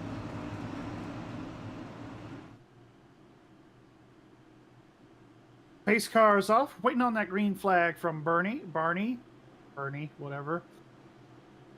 Green flag back in the air, back on the way here at Charlotte, side by side for the lead. Kyle gets burnt on that restart. Holy cow. Here comes the 75. He's all over the back bumper of that 22. Here's the 78 behind them. This single car inside lane 3 is working out here. Kyle able to hold his own for that 3rd spot, but don't look now. Here comes Gary Sapinski. Got some exciting action. We're going to go ahead and crank.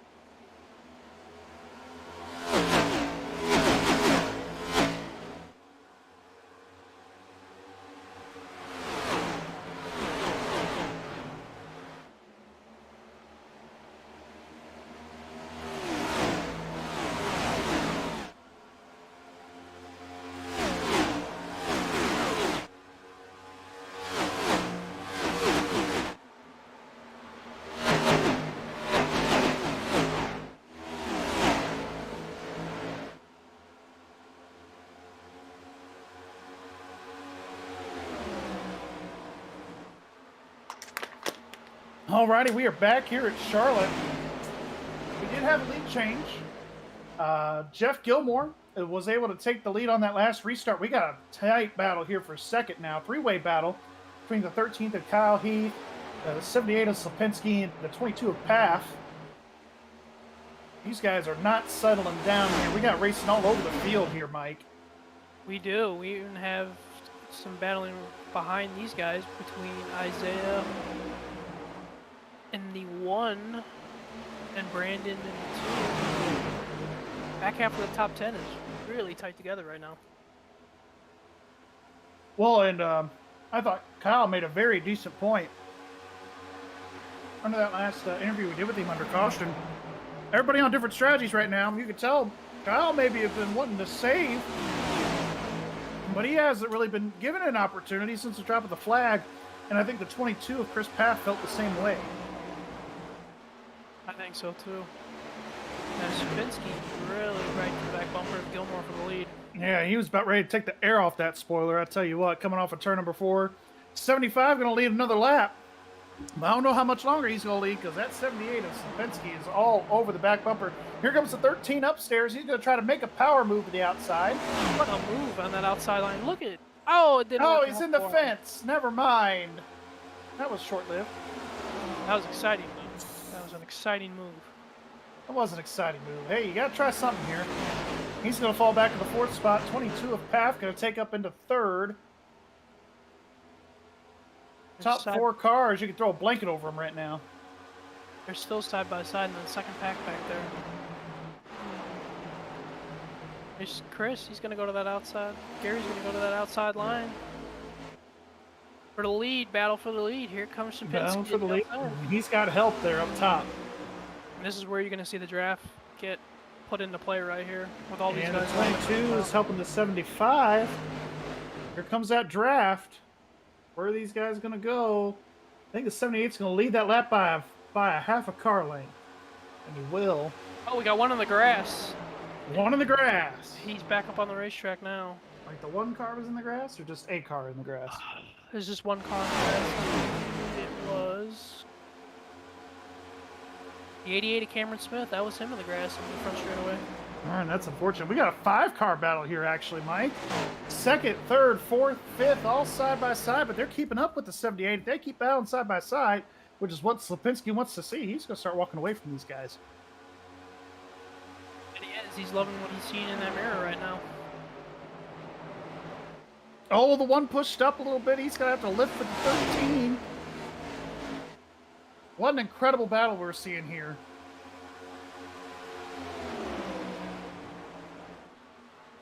That 13 is going to try that outside line again, trying to get past Gilmore. That bottom's prevailed, like we've seen a lot tonight. That bottom line prevails. Yep, it's going to prevail here in turns 3 and 4 almost every single time, with the exception of Slipinski taking the lead. Now Sutherland's going to try that So outside. we got a battle here for the 8th spot between Huntley, Robbie Darnell, and the 34 of... well, not the 34. Is he lap down now? Unfortunately, Mike Rhino's 12 laps down. It's still going to be a battle here, though, between the 19 and the 44, but the 34 is getting in the way. 34 definitely has a lot of speed in that race car, that is for sure.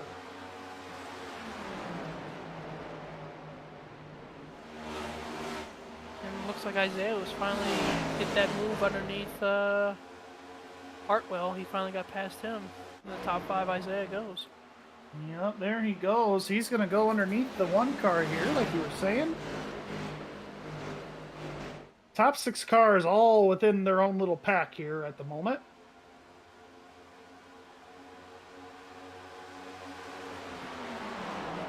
Now they're side by side for second. Here comes Gilmore.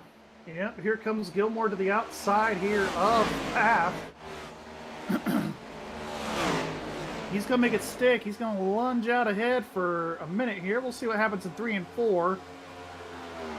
Seeing a couple of passes being able to be made there. Oh, they're almost making contact.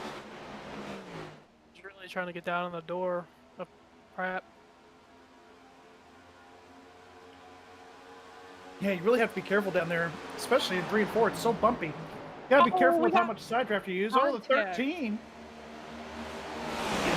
You can see you later by the 88 car. And the 88 is a few laps down, by the way, too. Yeah, the Kyle ain't going to be too happy with that move from the 88. That is for sure. And the 88 was just in the grass in the front straightaway, too. Yeah, he must have gotten new tires because here he comes. He's going to be a wrecking ball through the rest of this field if they ain't careful. About a half-second lead now for Gary. Not quite half a second, but not quite able to pull away from these guys like he was able to earlier in the race when the sun was out. Here comes the 25, Brandon Hartwell. He's going to make a move here up into that 2nd position. Oh, looks like Cameron Smith is 20 laps on his stint. Yeah, 20 laps on his stint, where everybody else is on 30 or 40 laps. So he's got 10 lap newer, fresher tires. It's going to make a difference. It is. He's As we getting got right that tire breakdown there from Medlock. We greatly appreciate that. Here comes the 25. He's got newer tires too. I think he's got about 10 lap newer tires than the 78, so he's definitely reeling him in, and it's going to make a difference here once he can get to him. But we've seen all night, Mike, getting to somebody is one, passing them can be another at times. We got a battle back here between David Cassidy and Matthew Huntshaker. Looks like about a 10 lap, 11 lap difference there between the two, the 78 and the 25. But Gary able to maintain consistency there. I think it's just getting to that air bubble. That's going to be the problem there for Brandon in the 25. As we are looking at the 83 and the 17 side by side on your screen now. Gary was real close to the 17's door a couple times. Yeah, for sure. These guys battling like crazy.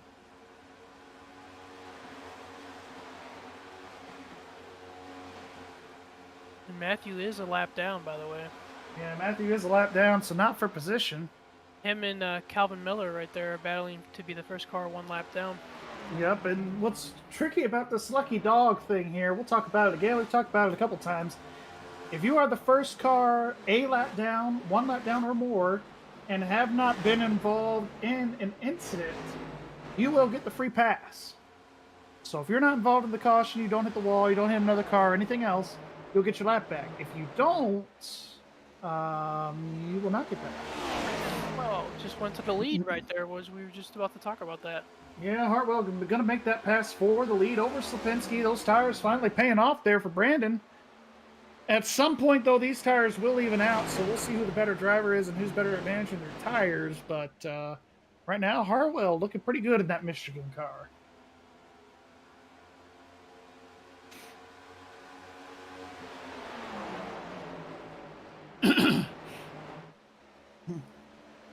Nice. Gary's trying to look back to the inside of him right now for the lead.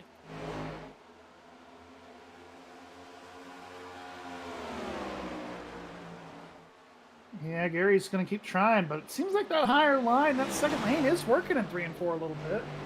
But you do see them kind of merging down there for the exit of 4 with how that banking falls down. So going to be interesting as the rest of the race unfolds, how much people are going to be willing to lift. Here comes the 78, going to try and send it down there on the bottom, see if it's going to stick for him. It will. Not going to be able to quite make the move, though, as you see the 88, again, multiple laps down, not in contention. He's riding the third car in line.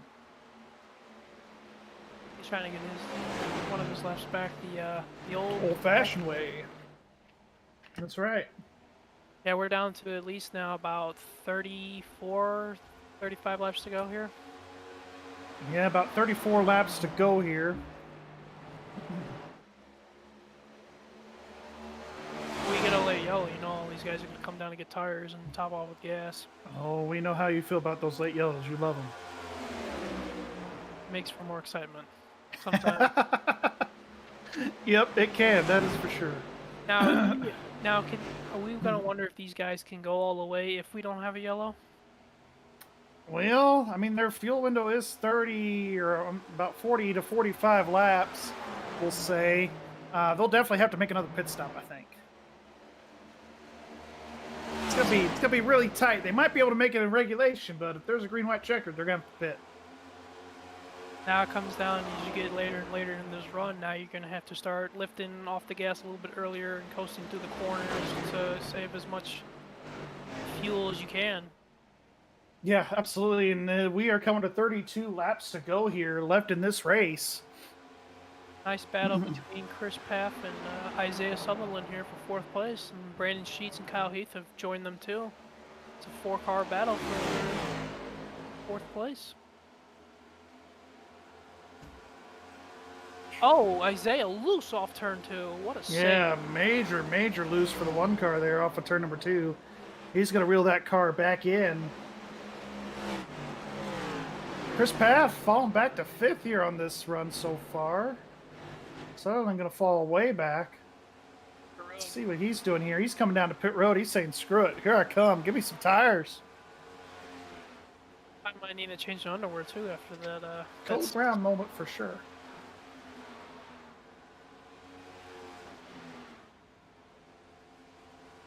Everything's kind of solid out here in the top 5, single file. Yep, we have 14 cars in the lead lap, about to be 13 here because Isaiah will lose the lap here. We're pitting. Looks like we do have some pit stops to 25 to 75 to 22. Everybody's coming down pit road all at the same time. Oh, the window's open. We were just talking about it.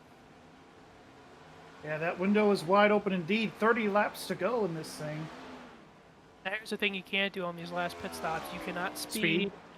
Don't go through your box. You know, make sure you hit the commitment lines both coming in and coming out of pit road, too. Absolutely. Here comes the 78. He decided to wait one extra lap, so he'll have 1 lap newer, fresher tires. He's going to get down to that 45 miles an hour. Looks like the 13 is there with him. Kyle Heath, 88 is pitting. 24 going to stay out and lead a lap.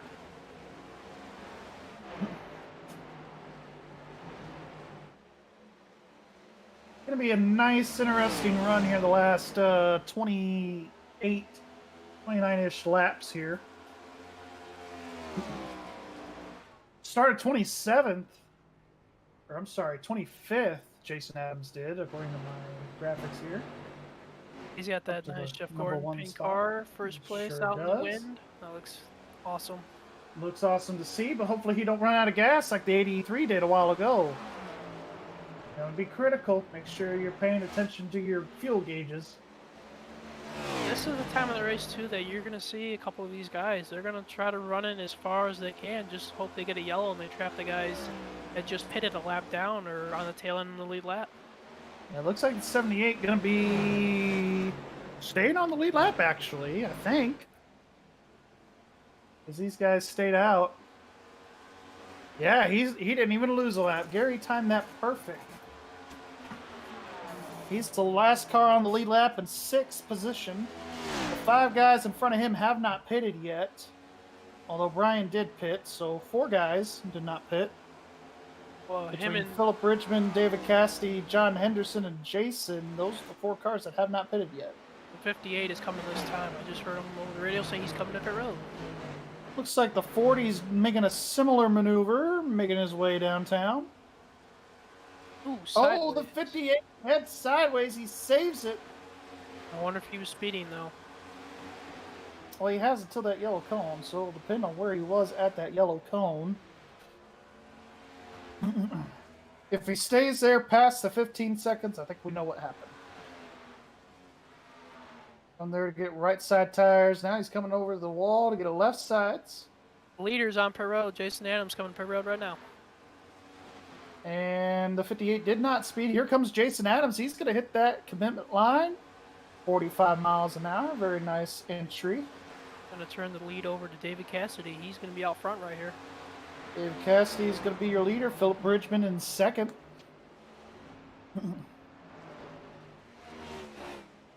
25 laps to go in this event. Let's see what David Cassidy does right here.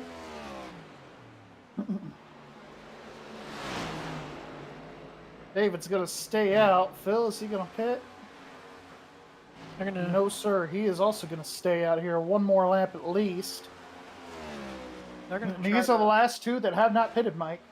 They're going to try and run it as far as they can right now. You got They're wanting a caution.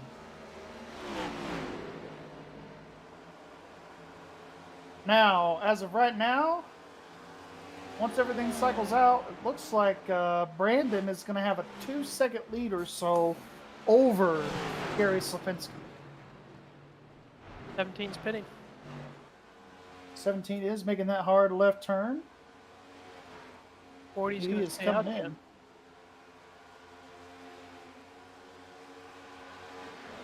He was able to get that lap led. Now we're down to 1 driver left. If he makes it to the end on fuel and is able to maintain his lead, I'll retire. Be retiring early there, Gary. Very early retirement. Looks like he's coming to pit road this time. No, he's going to stay No, out. he's not. He's staying out. He's got to watch. He's losing a lot of time doing this. He's got to watch it now with these guys on fresher tires coming at, like, you know, 10, 15 mile an hour faster than him. Most definitely. I mean, he's been out here for 38 laps. Looks like Everybody else is about 6 or 7 laps on their tires, so he's going to have to be very, very careful here. And you know he's feeling it in the steering wheel and feeling it with playing with the throttle and going through the corners, just trying Oh, to. of course, on side, it can't go nowhere. That's what he's feeling right now. Until the exit of the corner right there, it's going to step out on him for a moment, but that's really it. Gary is slowly starting to close on Brandon for second place. It's about a second gap between both of them. A little less than a second here now. That's going to be basically your battle for the win right here, unless we get a caution. I think even if you do get a caution, you're going to see.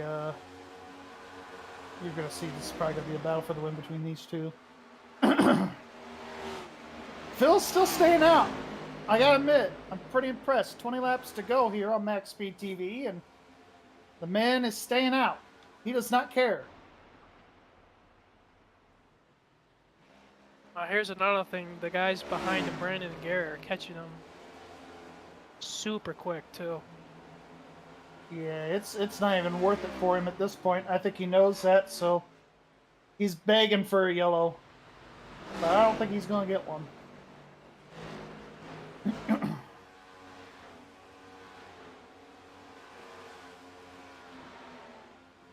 Let's take a look here at the interval at the line here between these two. 2.5 seconds now between first and second and third.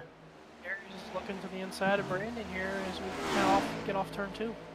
Already less than 2 seconds, about 1.5 seconds as they exit turn 2. They're going to be catching him by the next lap around. I think they're going to end. It looks like the 40 is going to stay out another lap.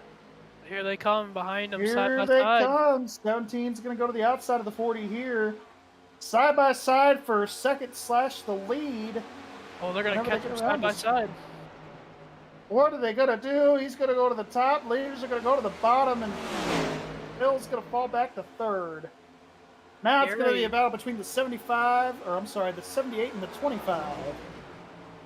Huge pass right there by Gary to get past Brandon. Even kind of using that 40 car as a little bit of a pick. Yep, used him as a little bit of a pick.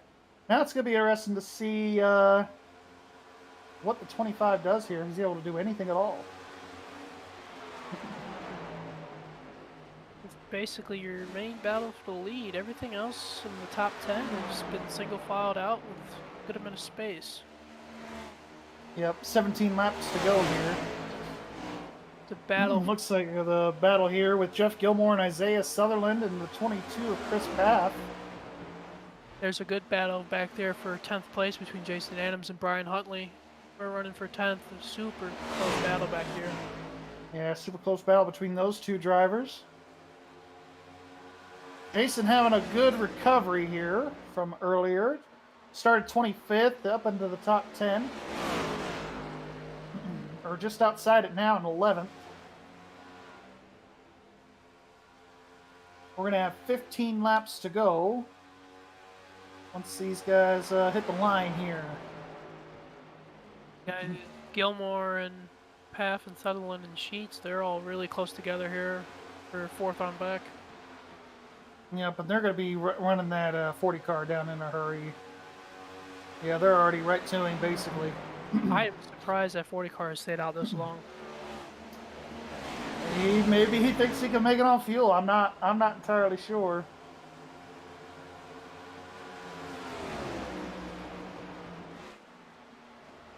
It's got to be a struggle for him to hold the bottom like he is. He's doing a really good job. I'll give Phil Bridgman some credit here. Yeah, you got to give him a lot of credit for doing a strategy like this. Yeah, it looks like Hunsaker, he's already come down pit road. A couple more cars here. Gilmore, Mike Chamberlain is right there with him as well. Jeff and Chris side by side for 3rd off turn 2. Chris is going to use that outside line as they go into turn 3, and Chris is going to get it done. What a move by Chris to get into 3rd place right there. Yep, and the 75 is going to be under fire from the 2 car. And coming off of turn 4. Chris has been the only guy to really make that middle lane work in 3 and 4 tonight. I think One of the Brandon. few. I think Brandon just saw him do that and said, you know what, I'm going to try that myself. It's working. Kyle Heath's still right there. He's going to be battling for a spot here in the top 5. Of course, we will, for the post-race show coming up here in about 13 laps, pending any green-white checkers, we will have an interview with our top 3 podium finishers. Now Kyle Heath is going to do the same thing. Yep, Kyle's going to make that move work on the outside. Isaiah's got a hell of a run here in that one car. Isaiah Sutherland.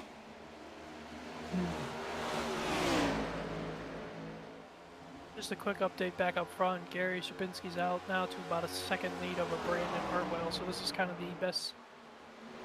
This is the best action we've got. Yeah. Yeah, looks like Gary's been able to walk away for the most part.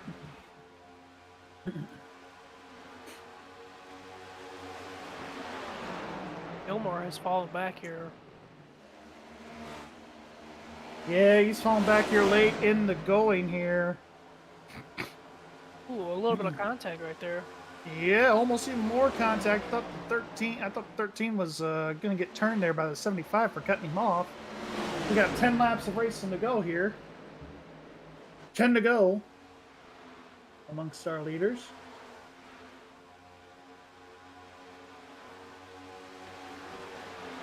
Everything in the back half of the top 10 is single filed out, so this is the best racing we have right now. Yeah, this is going to be one of the best racings that we have here. The 75 looked like he got loose. Off of 2. Sutherland being very respectful there. Here comes the 13 of Kyle Heath. He's going to try and make that bottom lane work to get around the 2 car. Again, we talked about it tonight, setting up your passes and being able to make them stick. Here comes the 13 to the bottom. He's going to sail it in there. Looking like a stamp and send it. Here he comes. He's still side by side with the 2. Will he be able to make it stick in 3 and 4? 13's going to try it again. 2 car up high, 13 down low. Got 2 cars making that outside lane work. I'm pretty impressed. Again, this is the best action. And this is second, first and second are still separated by 2.25 seconds. This is about the time of the race. You've been here, sitting here 2 hours, just a little bit over 2 hours and stuff like that. You're getting mentally and physically, tired from racing this long. And they've had a lot of long runs here, Campigio, as well. Yeah, it's going to take a toll on these drivers tonight. 13 was able to make the pass. Here comes the 75. Not going to be able to get there. He's going to be able to try and get. He's going to try and get to that back bumper though with the exit 2 again. I'll give Brandon some credit. He's making that Larson line work up there. He's really been able to make that outside lane work here all night long for the most part, especially at this run here at this stage of the race.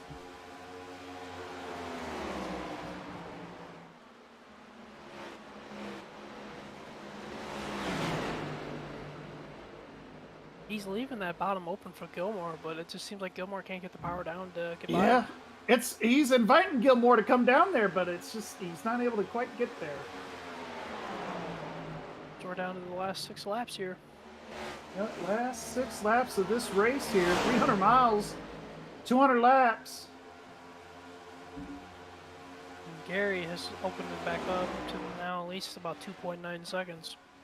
Yeah, about a 3-second lead here. 5 laps of racing to go this time for Gary Sapinski.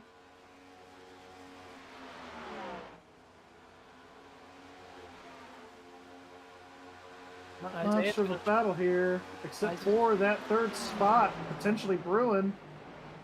Isaiah's going to make that outside line work. Yep. Looks like Sheets and Gilmore. Oh, contact. 75 got loose. He's got to save it. What a save by the 75. Ooh, nice save. As I was just getting ready to say, the 22 and the 13 are trying to close in on each other. Now it's going to be between the 2 and the 1 here for 5th position. I thought we were going to have a yellow right there. I thought we were too, and the fact the 75 was able to save it, that is impressive. As we look ahead here to next week, Darlington for the round 12, 147 laps for the Southern 200. Couple Darlington Raceway.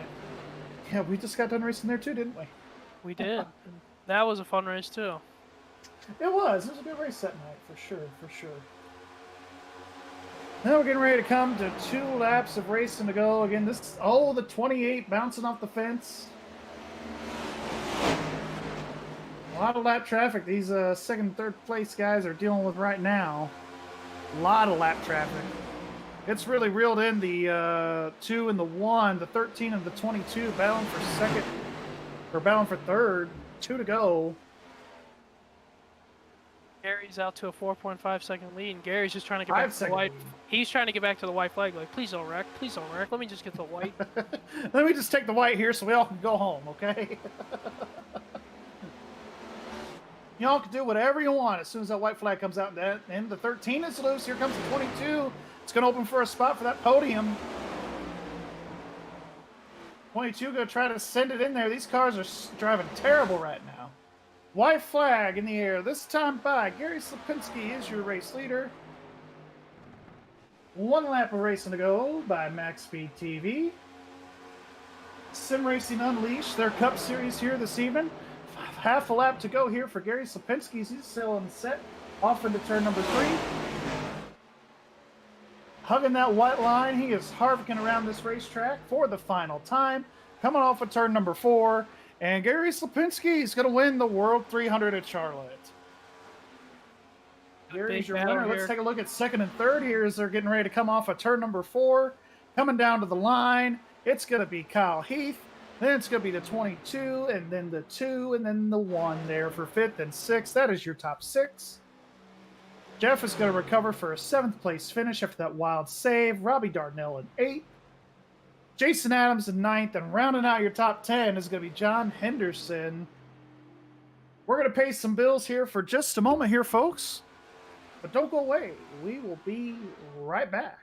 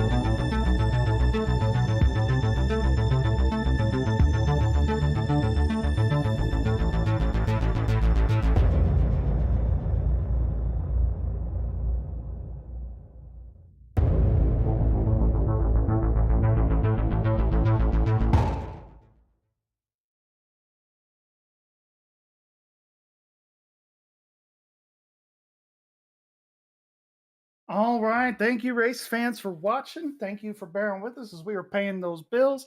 78 is just got done burning it down here on the front straightaway. We're going to pull him up here to do his victory lane interview. And Gary, thanks for being a part of the post-race show.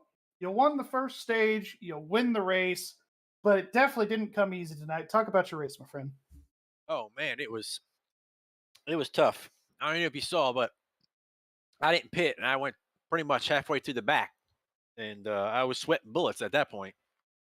I thought I was about to get run over. Gonna be honest with you, I'm still sweating bullets here. Um, then the caution came out, we got kind of lucky because when that caution came out, I had 2 laps in the tank. I was like, oh, I say we got lucky because he was on the same strategy as me. We stayed out, and that caution came out. We pitted, came back out like 12th to 10th, somewhere around there, and I drove like a madman through that field. And I had some good pit stops, and thank the pit guys, they did an awesome job tonight. And it just ended up I got up front here, and I got kind of lucky, so awesome. Yeah, we did keep it pretty well documented of your track through the field. At one point, we thought you were going to get lapped. You guys have fallen so far back. You and Isaiah fell all the way back to like 15th or whatever it was, and we thought you guys were going to get lapped there Yeah, for sure. with the tire differential. Well, I mean, definitely you had some great pit stops. Your pit entry, your pit exit was very on point. I mean, it gave you that 5 second cushion there, that last pit stop of the race. So kudos to you for not speeding. Next race, we got Darlington, and that is definitely one of the toughest, if not the toughest oval here on the service of iRacing here. How do you feel about next week? Oh man, Darlington. I don't know. I think staying out front, clean air is probably king. That's my first thing that comes in my head. Yeah, absolutely for sure. Well, we're gonna let you go here, but first, do you have any shout outs you want to give? Thank yous to sponsors, all that fun stuff. Oh, I'd like to thank you guys stepping in tonight. I really appreciate it. I'd like to thank Simulation Unleashed, MaxspeedTV. Oh. Um, what's on me on here? I forget. I did so uh, many at any, this point. any shout outs to your fans or sponsors? Anybody? Well, I like to thank Fiber Optic Prescription because without them, there's a lot of hard guys out there in Atlanta, Georgia. They For me to put this on here, I'm very thankful for him because Billy, he's a good man. Uh, he has a big, huge crew out there, and this is for all those guys, those hard men and women out there that give us to play this right now. All this internet comes from live from them. So without them, we couldn't do this. So I want a big shout out to them. Uh, to my family and my wife, thank you for letting me do this. Yeah, absolutely. Well, we'll let you go here, Gary. Thanks again. Congratulations on your win, and we'll see you next week at Darlington. Thank you. Have a good night. You too. All right, that was Gary Slapinski. And we have caught up, or I believe Mike Campigio has caught up with our second place finisher, Brandon Hartwell. Brandon, this is Mike Competio up on the broadcast booth. Got a copy? Yeah, I got you, bud. Hey, man. I've started 10th tonight, finished second. What a great performance for you tonight. You were in a tough battle there with Gary on that last stretch of the race right there for the win. How would you describe your night overall? Be honest with you, I coming out of here second with all the laps we had to do. It was just a matter of keeping the car in one piece. I think coming out second is pretty much a win for me. The last couple races I've had. Did you think you could have used a little bit more to hang with Gary right there on that last run? Gary's always fast, dang near everywhere we go, and it's like I know I didn't know if he took 4 tires or what, but I took 2 that last stop and just see if I could get out in front of him a ways and then just hold it out there. But Gary dragged me down and made short work with me, to be honest with you. But it was an awesome race. As we look at the schedule next week, we go to Darlington. How are you feeling about going into Darlington next week? I love Darlington. Gotten a few wins there. If everything seems to go right for me at Darlington. The next couple, I do believe, are a couple I've had previous season wins on. So Well, that's good. Anybody you want to thank for your second place finish tonight? Sponsors, family, friends? shout out to the league for putting on once again a heck of a race. Broadcast for letting us all go back and watch and have all of our family watching. Big shout out to BFR Racing. That's my team we run with here. Good finish by me and Kyle up in top three. I'm not sure where the other couple few placed, but good racing all in all. Well, that's really great to hear. I want to congratulate you again on your second place finish tonight, and good luck next week at Darlington. Thanks, guys. Absolutely. That was our second place finisher. And now we've caught up with third place, Kyle Heath. Kyle, you got a copy. Yeah, I do. All right. Well, here in pit lane, I know you definitely had a car that was better than third. It seemed like at one point you were in the conversation to possibly win this race here tonight. Talk about your comings and goings here in this race tonight. You know, you started around top three. That's about where you finish. Talk about your night overall. Overall race, it was pretty good. It seemed like it was kind of less up and down, so to speak. I didn't really too far from behind. I think the lowest I went was like maybe 14th on that one green flag run we had. Other than that, the race was pretty good. Kept the fenders on, the tires on. I mean, top three. I mean, for me, it felt like a win right there, just to surviving this long race. I tell you, it, man, it was a long race. Yeah, 300 miles is no easy feat here at Charlotte, and for you to finish podium, I mean that's pretty good, I would say. Well, we go from this track to the longest race to probably the toughest race at Darlington Raceway. The Lady in Black, the track too tough to tame, whatever you want to call it. I think they could probably fill this up with water and put fish in there myself and call it good some days. But how do you feel about Darlington next week? I enjoyed Darlington. I've gotten a few good wins there in the official races. I only live like an hour and a half from that track, so I've actually went basically 10 years in a row to go watch a race there. So I mean, that's basically my favorite track. I'm looking forward to it. It's definitely, I mean, even tonight's race was a test of man and machine. Next week is still going to be a very test for man and machine, a very long test. I mean, next week it's going to feel like you raced 200 laps there, and only doing 147. It's going to be a long race. Yeah, absolutely. Well, credit to you tonight on your third place run once again. Any final thoughts, shout outs, thanks, any of that fun stuff? Thank your mama and your daddy for watching. Anybody in particular? Yeah, I got a long friend that I've used to race with back in the console era in Gran Turismo. I don't know if he's still watching, but my good old buddy, he goes by the old man and old Dave. I don't know if he's out there watching. I'm glad you showed up and watched some of the race. Um, Shout out to my wife. Her put companies on my car, memariedesigns.com. Give a huge shout out to the broadcasters out here, man. I know it was a shortcoming having you guys out here. I hope Josh gets a little bit better. Um, and a big shout out to the whole SRU crew. A whole hell of a lot of fun guys to race with. And of course to my teammates Brandon, he got the second place spot. We got top three, and I think Isaiah, he's part of the teammates, and I think he got a top five there. Good battle right there at the end. And all in all, I'm looking forward to next week. All right. Well, we'll let you go celebrate your third place spot here, and we'll see you next week at Darlington. All right, good deal, guys. No problem. Thanks a lot for racing. And that is going to conclude our post race interviews there. Mike, any final thoughts before we go over the final rundown? Man, just what a great night of racing here, Charlotte. So many long green flag runs, so many different strategies that we saw tonight. And I just think that it was just a great race overall, and these guys should be very proud on what they did tonight for the league and put on a really great show for all the people watching. Yeah, absolutely. Well, we're going to go over the final rundown. I'll do the first 10, you do the next 10. We'll go back and forth.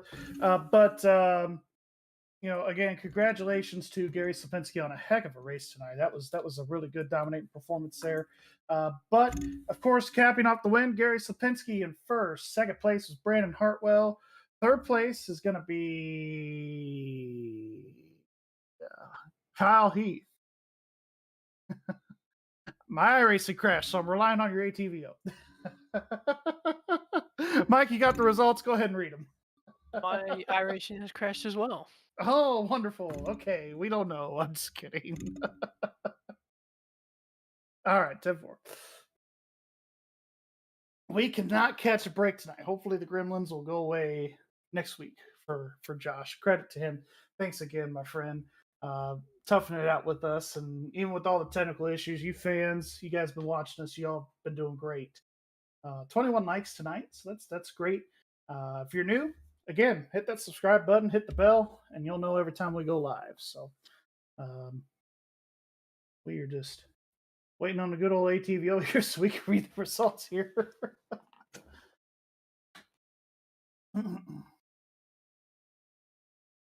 That's right. That's right. And again, shout out to Sim Racing Unleashed for allowing us to do this tonight. I know it was a tall task, pretty big favor. Medlock asked me originally to just co-chair with him, and then, of course, appreciate you, Mike, for stepping up here toward the end, last minute, and stepping up and doing this race for us. Well, I can take you through the top couple guys. Obviously, Gary Kapinski was the winner tonight. Brandon Hartwell was in second. Third place was Kyle Heath. Fourth place was the 22 Chris Praff. And fifth place here was Brandon Sheets. Sixth place, Isaiah Sutherland. Seventh place was a driver in a car. It was Jeff Gilmore. Eighth place, we've got Robbie Darnell, the head admin of the league. Shout out to him. Ninth place is going to be Jason Adams. 10th is going to be John Henderson. 11th is going to be David Cassidy. 12th, Brian Huntley Jr. 13th is going to be Joshua Small. 14th is going to be a driver. 15th is going to be Mike Chamberlain. Sorry, missed it. 16th is going to be Kevin Miller.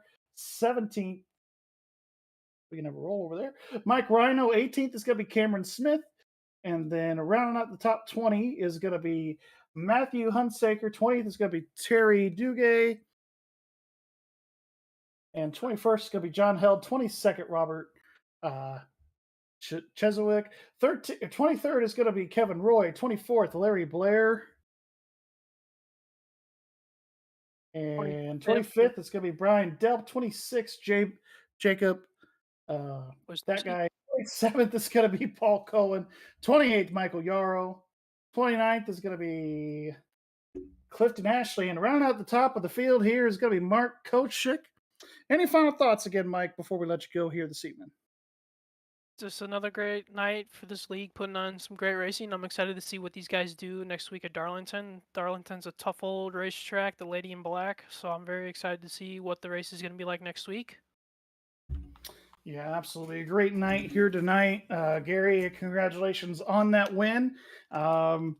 That is going to wrap up everything tonight here on MaxspeedTV. On behalf of Joshua Medlock, Mike Campigio, again, my name is Gary Wells. It has been great seeing y'all here tonight. Remember to stay safe and have a good night.